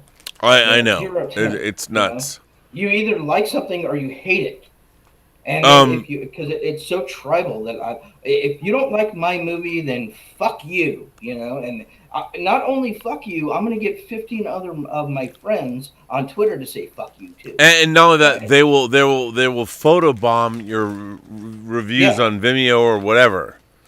Yeah, I mean, that's a crime in my well. It's I know. No, you're right. And don't shoot the messenger. I know. It sucks ass. 200-watt studio sent in a super chat, Robert. Oh, there's so many people that have it. Hang on. Norwegian Kryptonian says, I see people calling for Idris Elba as Bond. But isn't he too old? I would say yes, because he's pushing 50. Not for me, though. Well, no. First of all, I love Idris Elba. I've been watching The Wire, going back, and he's such a great actor. I love him. It's amazing. But as a 49-year-old Bond, I have no problem with that. But Rob, you can't do 15 movies. I'm sorry, 15 years. You can't do 15 years, 5 movies with a 50-year-old Bond. Sorry. No, you can't. You can, unless you want to skew it older, but I don't think. That transforms what the movies are then, and that's fine too. But I don't think that's what you want to do. my whole thing is, are the actors doing great job and the stories are good? I mean, Daniel Craig is amazing as Bond, but the stories suck. No Time to Die was all over the place. I mean, it was so weird. Dude, Charlie the Unicorn thinks Elba could only do one and then, move on. He could just do one Bond film. I started the show saying I didn't like Skyfall because it wasn't a I'm good not a film. fan either. It's just not written well. So maybe everything gets fixed if we just have better stories. Well, and look, it doesn't matter who Bond is. Here's my problem with the entire Bond franchise. The world is a very different place, and James Bond is fighting world terrorism as if it's 50 years ago. Right. Right. The problem is that it's not. Yeah. It's not 50 years ago, and our lifestyle is such that we're done. You drink heavily. We're frowned upon already. Even though you just want to have a good time, it's Zoe's birthday. There are people that would be like, "You guys are not being righteous adults." I'm like, "Come on, man." I mean, Robert, could you please read 200 Watt Studio Super Chat? Well, he says, "I'm late. I just got here. I love what you did with your hair." Oh my god. Oh my god. I feel okay. Hang on. Hang on. It says, I feel dirty. Thank you, 200 Watt Studio. Oh wait, hey, he's not done. Hang on. Let me just finish. He says, "I love what you did with your hair tonight." Hi, Robin, Steve. God damn it. You know what? No. This is actually let's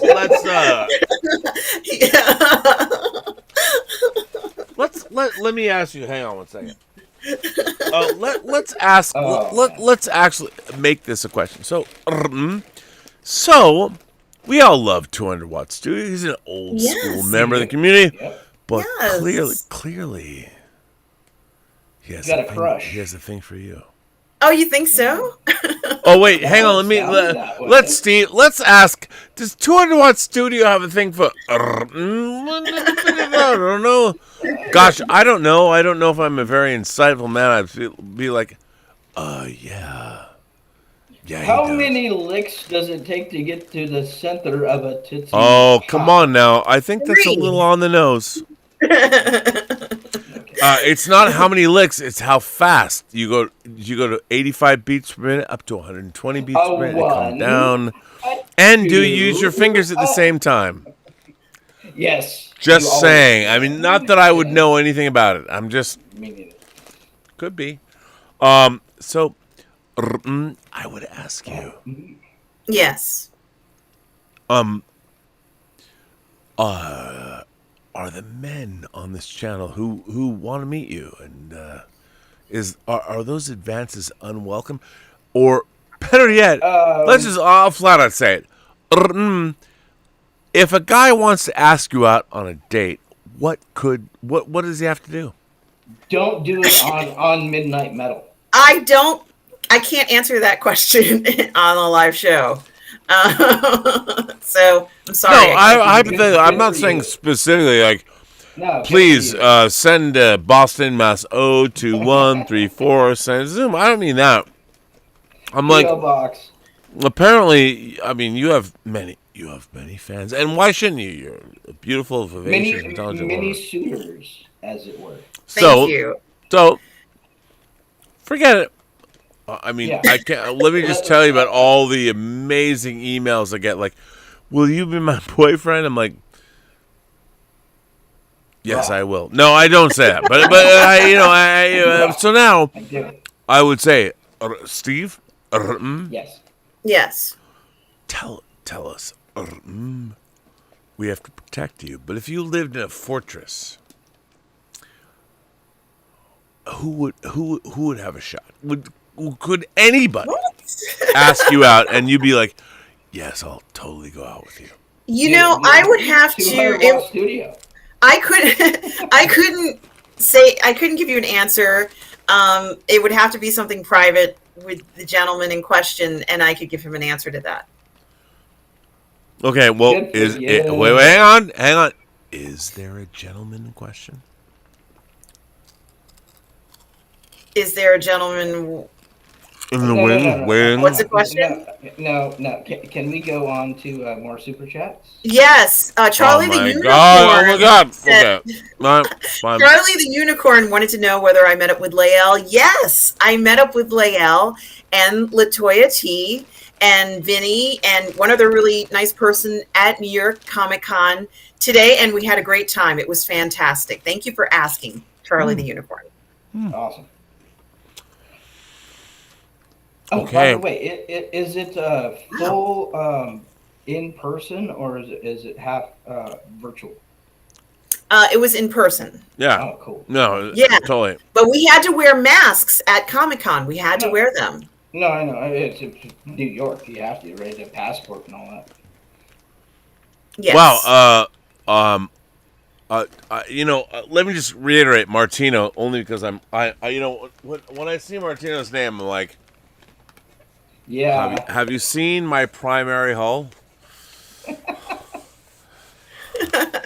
Robert, I have a feeling that you're going to stay in that room for the next 10 to 12 hours. No. I will go to bed.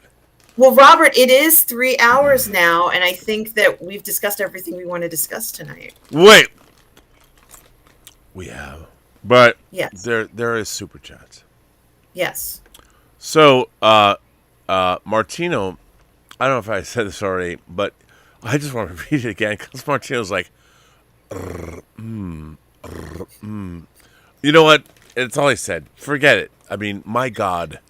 Thank you, Isn't that Martino. amazing? Thank you, 200 Watt Studio as well. Thank you both, gentlemen. Thank you. So, Stubble says, I love Austin Powers, but it resulted in Bond.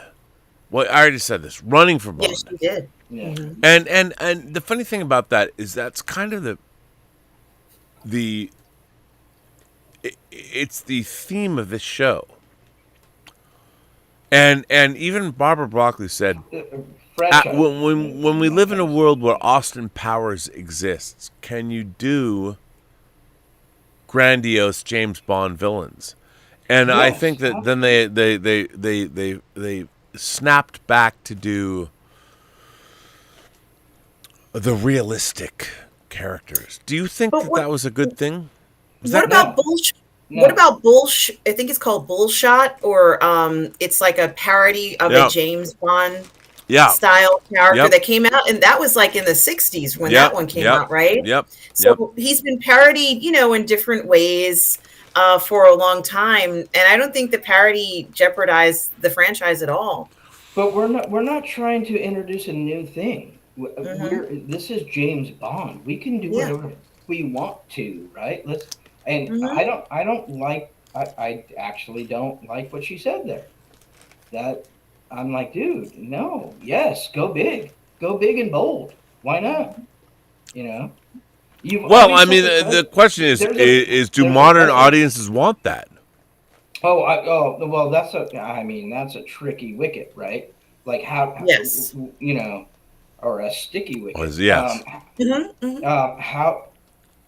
I don't know. I don't know because this new audience is weird because we're liking our long form more. We're gravitating more to the streaming service, and I don't know if the big spectacle, jumping off of buildings Bond actually works anymore. But I don't know. Well, what about The Saint? This TV series, The Saint. There was a TV series for that, right? Yeah, with Roger Moore. And it kind of had, I'm not going to say it's exactly like Bond, but it had like the spy espionage feel to it. Am I correct? Yeah, it did. Yeah. Val Kilmer, pretty badass. I mean, that's the idea, and that eventually was made into, and I don't know how successful the movie was. I know there was a Val Kilmer version, but there were other versions of the movies. I think what you're bringing up is very valid. The idea of espionage in itself was a Cold War idea. All of it comes out of the 50s and 60s. It's all about. This is a zeitgeist type of thing. This is an argument that we're having. Like, how does exactly what you're talking about, Rob? How does the 60s, 70s spy game in the Cold War work now? I don't think it does. I agree with you. I don't think it does either. And I've often said that we live in a world where, and I think it's problematic for the Bond franchise, the writers have to come up with something. Well, what threat is dire? What can we do? Here's the conundrum we're facing. Exactly what we're talking about in this show is the franchise. We went backwards to find these great characters, but I mean, they cannot live exactly where we're at right now, right? Well, I mean, no, they can't. And if I may, not without tuning. I mean, you gotta fine tune. Let me just say, because a lot of people have been firing questions. Martino Simonie, by the way, he's not hitting on. Martino says Star Trek would be in a better place if Rob was actually at the gate. God damn, my friend. Now, by the way, I want to say thank you for that. But I would say this. I mean, I'm also keenly aware of how the business works. There are very few people on this planet who would ever put me in charge of Star Trek. However, if they did, I would assure you I would make it a water cooler show. I would make it a show that people could not wait to the next episode. I would do that. You would have to have I don't know what it's called, like final draft or final. No, I'd be the showrunner. Here's what we deliver to the studio. Yeah, and the funny thing is, everyone hate me because I edit myself, and I'm like, take 3 frames off there. People would hate me, but it's fine. Let's just make our own. Well, I mean, that's that is the yes, we should. And if it's good, and by the way, just so you know, it's really hard. It's very, very, very difficult. It's tough. I think you read all the super chats, Robert. Oh no, there's more. There are. I have not. Okay. Ragnarok Star says, Rob, I'm with you. Richard Madden is the perfect choice for Bond. I thought so too. I am a big fan. I'd also love to see Bond have to turn the internet back to restabilize world governments and economies. I'd love to have commentary on how we have become slaves to a machine.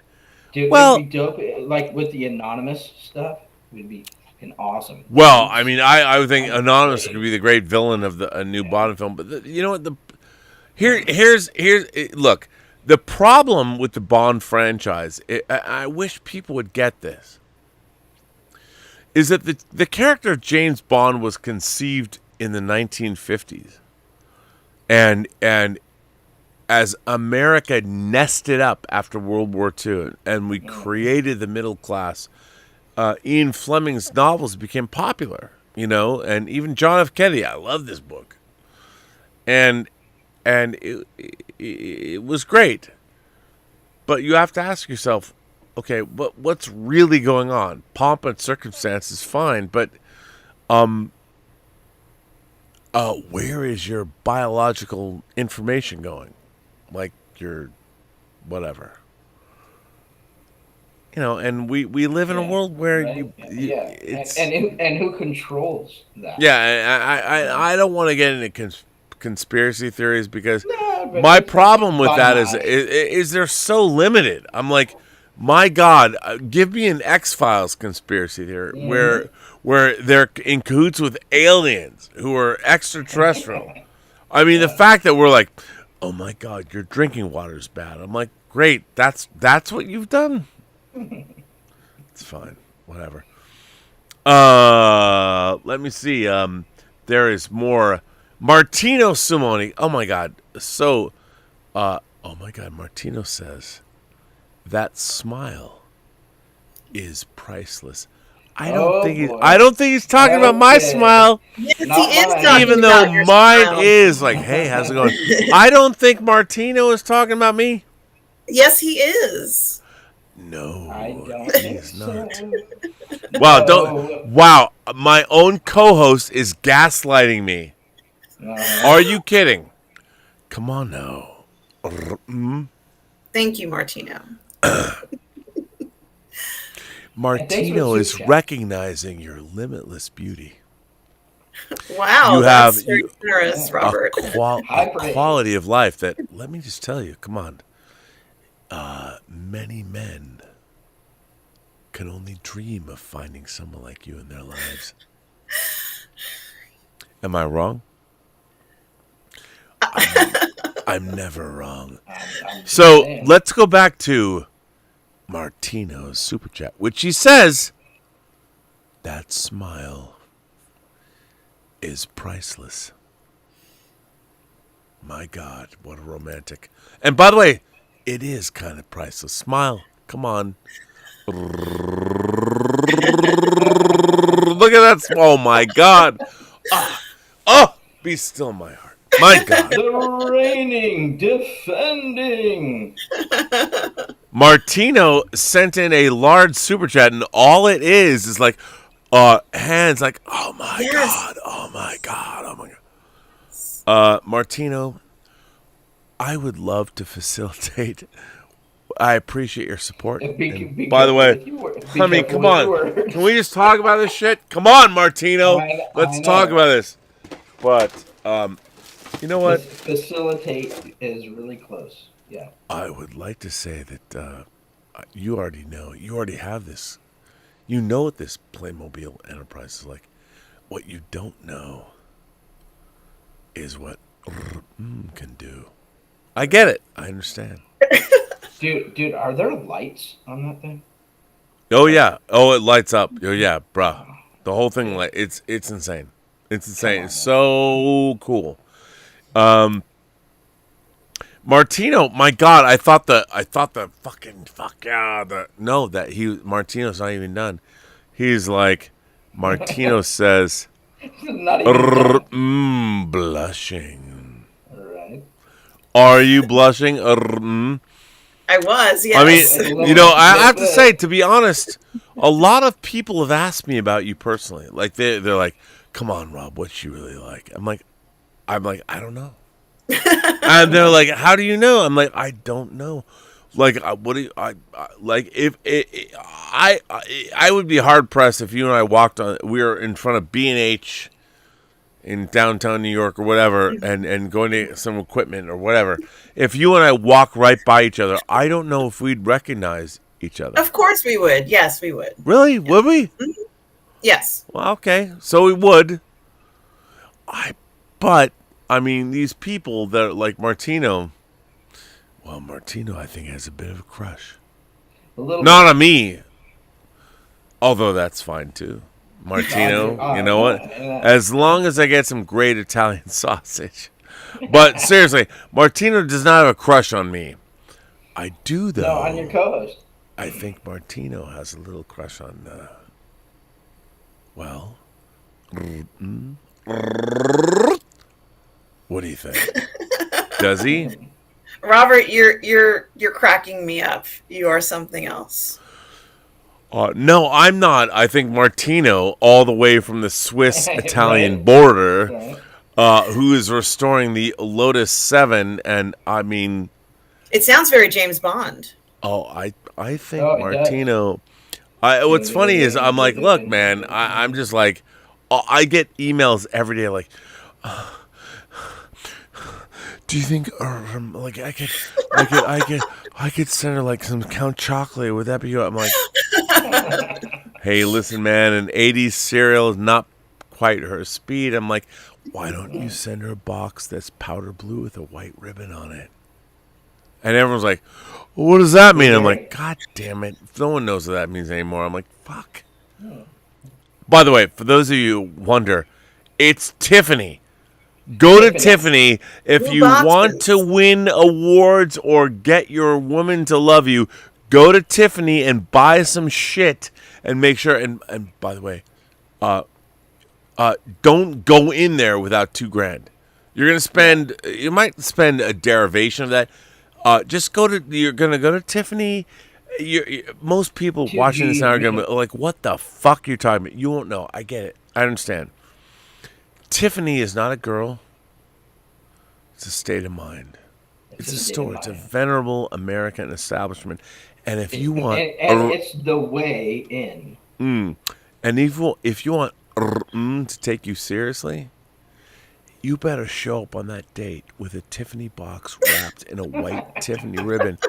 Because if it's not there, I will say, as an employee for me, sort of, if you're not bringing a Tiffany box to her, fuck you. You've undervalued her.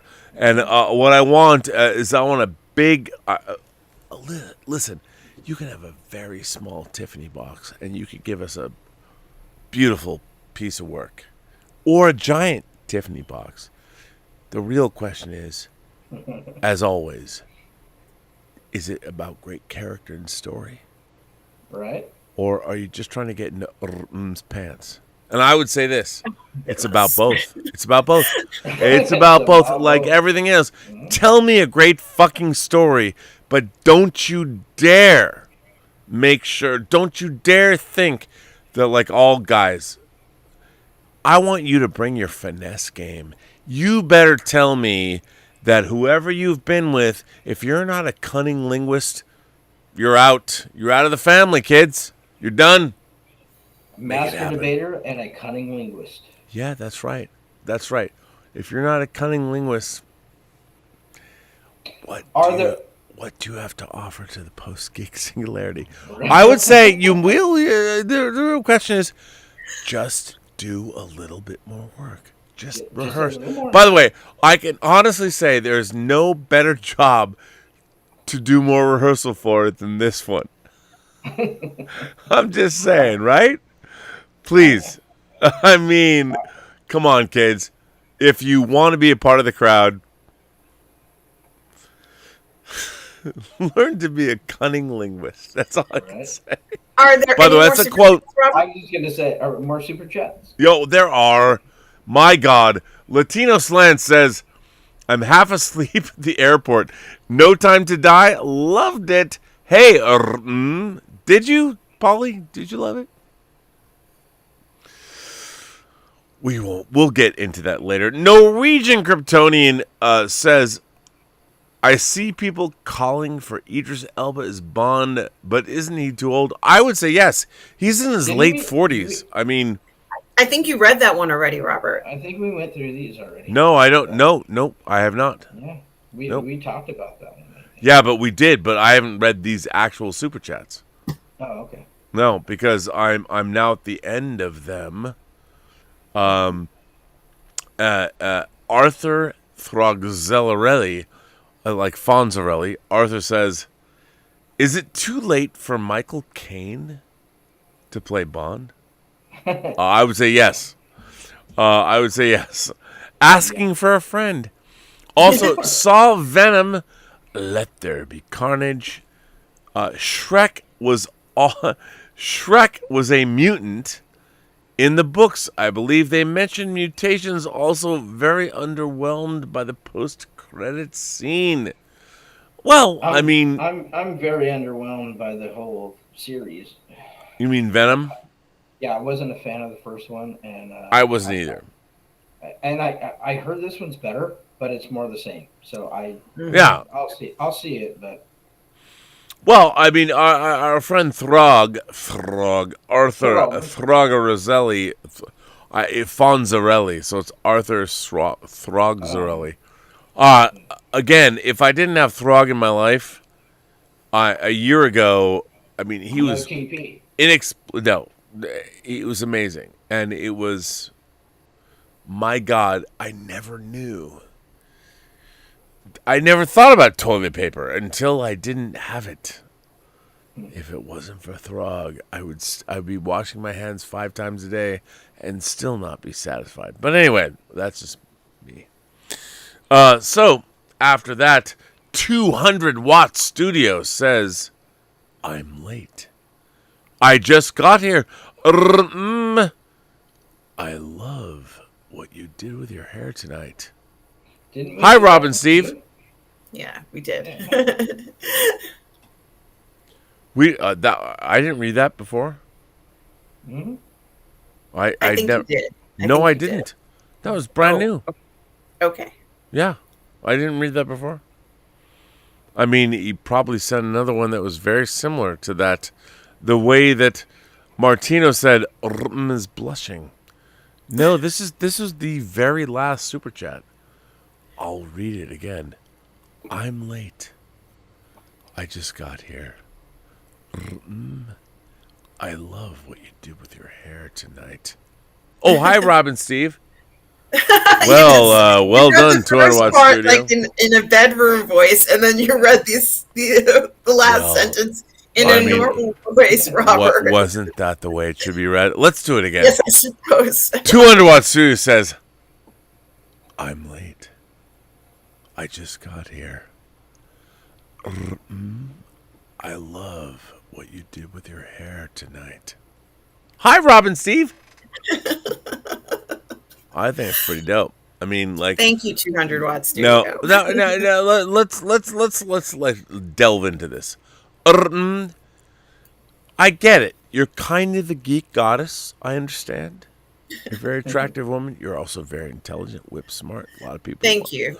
So no, I'm just an impartial observer. I call it like I say it. I mean, you're clearly beautiful. You're clearly smart. So here's the question I have for you. How do you go about your daily life when men are, like, you go to the New York Comic Con, you cannot tell me that people aren't practically pawing at you. What do you do? Well, there's a lot to paw at Comic Con. There's a lot going on, and no one. Honestly, this Comic Con was very different because people were just so happy to see other people. Like, it was kind of like, oh, hello, oh, it's a living person, and there was a lot of that. That's very. But okay, I buy that. I think that you're absolutely right. But come on, you can't tell me that people aren't going, oh my God, you're. Really? Well, I'm not the type of person to kiss and tell, so I keep it to myself, Robert. God bless you. Nor should you, but perhaps gives maybe a wink. No, I'm kidding. A little bit of a little wink. Yeah. What? Wow, Robert, I mum's the word, Robert. Wow. What happens between me and a gentleman, I don't divulge. Mum is the word. Why limit yourself to a gentleman? It's a new era. Just say a person. Just say a person. It's good. Well, what an incredible night, Robert. A great night. A great night. But by God, has this been fun? So tomorrow, by the way, tomorrow night, yes. I would like to say Dave Parker and I we're here. If you do not know, Josh Wag, the American Ninja Warrior, the death metal warrior, will be here tomorrow night. So that's pretty fun, pretty exciting. It'll be, he's a musician, warrior, and a musician, Ninja Warrior. Yeah. It's gonna be good, and kudos to Dave Parker for setting that up. Yes. Yes. So now let me ask you this. I mean, it's 6:30 there. What are you going to do tomorrow or today at the New York Comic Con? What is something on your radar? What are you looking at? Well, I'm not going to go today. I'm going to go on Sunday. Okay. So that's what are you looking at then? I'm going to go back to Artist Alley. and talk to the artists more, because I can't get enough of it. Like, I could speak to them kind of like what we do here. I could talk to them all day. So I'm going to spend the entire day in Artist Alley just speaking to even more artists than I already have spoken to. That's very cool. Mm-hmm. Yeah. So Steve, I mean, let me ask you this: what does the weekend have in store for you? Later today, we're going to do our Bond on the show, our Bond review. Yes, You're gonna sir. be on the show, and that's pretty much it for me. Just gonna All do good. that one. And I think it's going to be a really great show. We can dive into the new Bond flick. And Is there a new Bond flick? My God. And Steve also has the Phantasmagorian Show website. I do. That has even more content in addition to the YouTube channel. Steve, And where can people find the Phantasmagorium website? www.phantasmagoriumshow.com. Nicely done.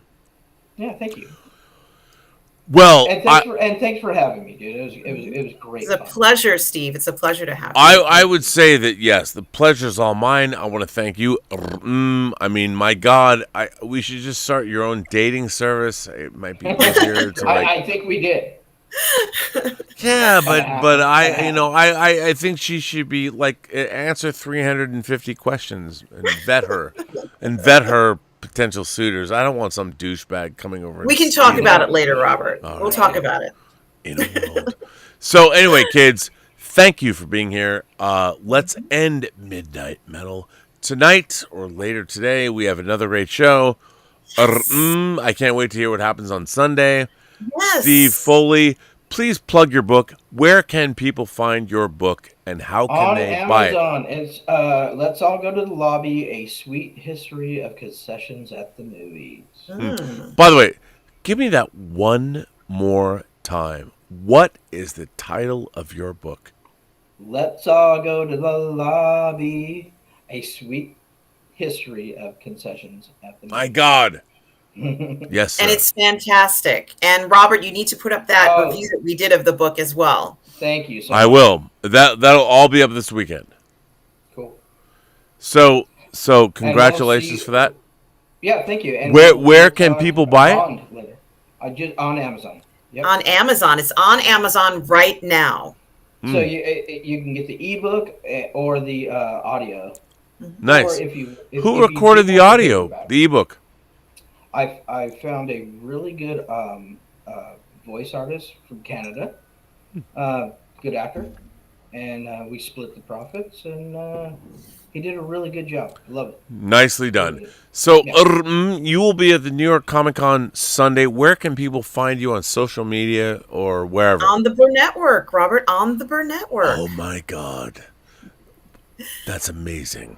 But you will be at the New York Comic Con on Sunday. Yes, I will be. In a world. Yes. In a world. Well, you two lovely kids, thank you. And I want to thank everyone that supports the channel via Super Chats and tips.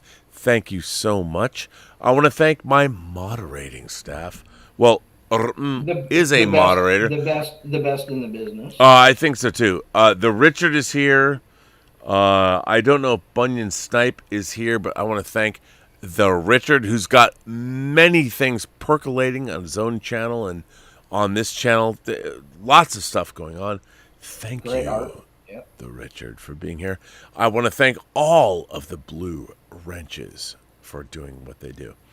And on that note, I would say to all of you, remember, say it with me now, every person you meet has a story to tell that you have yet to hear, and all you have to do is listen. My God, you guys, say it one more time. All you have to do is what? Is listen. My God! Oh, so amazing. Thank you all for being here. Thank you, all of you, for the support. And remember, I would say to everybody, have a better day. Yes. Bye. Bye, everybody.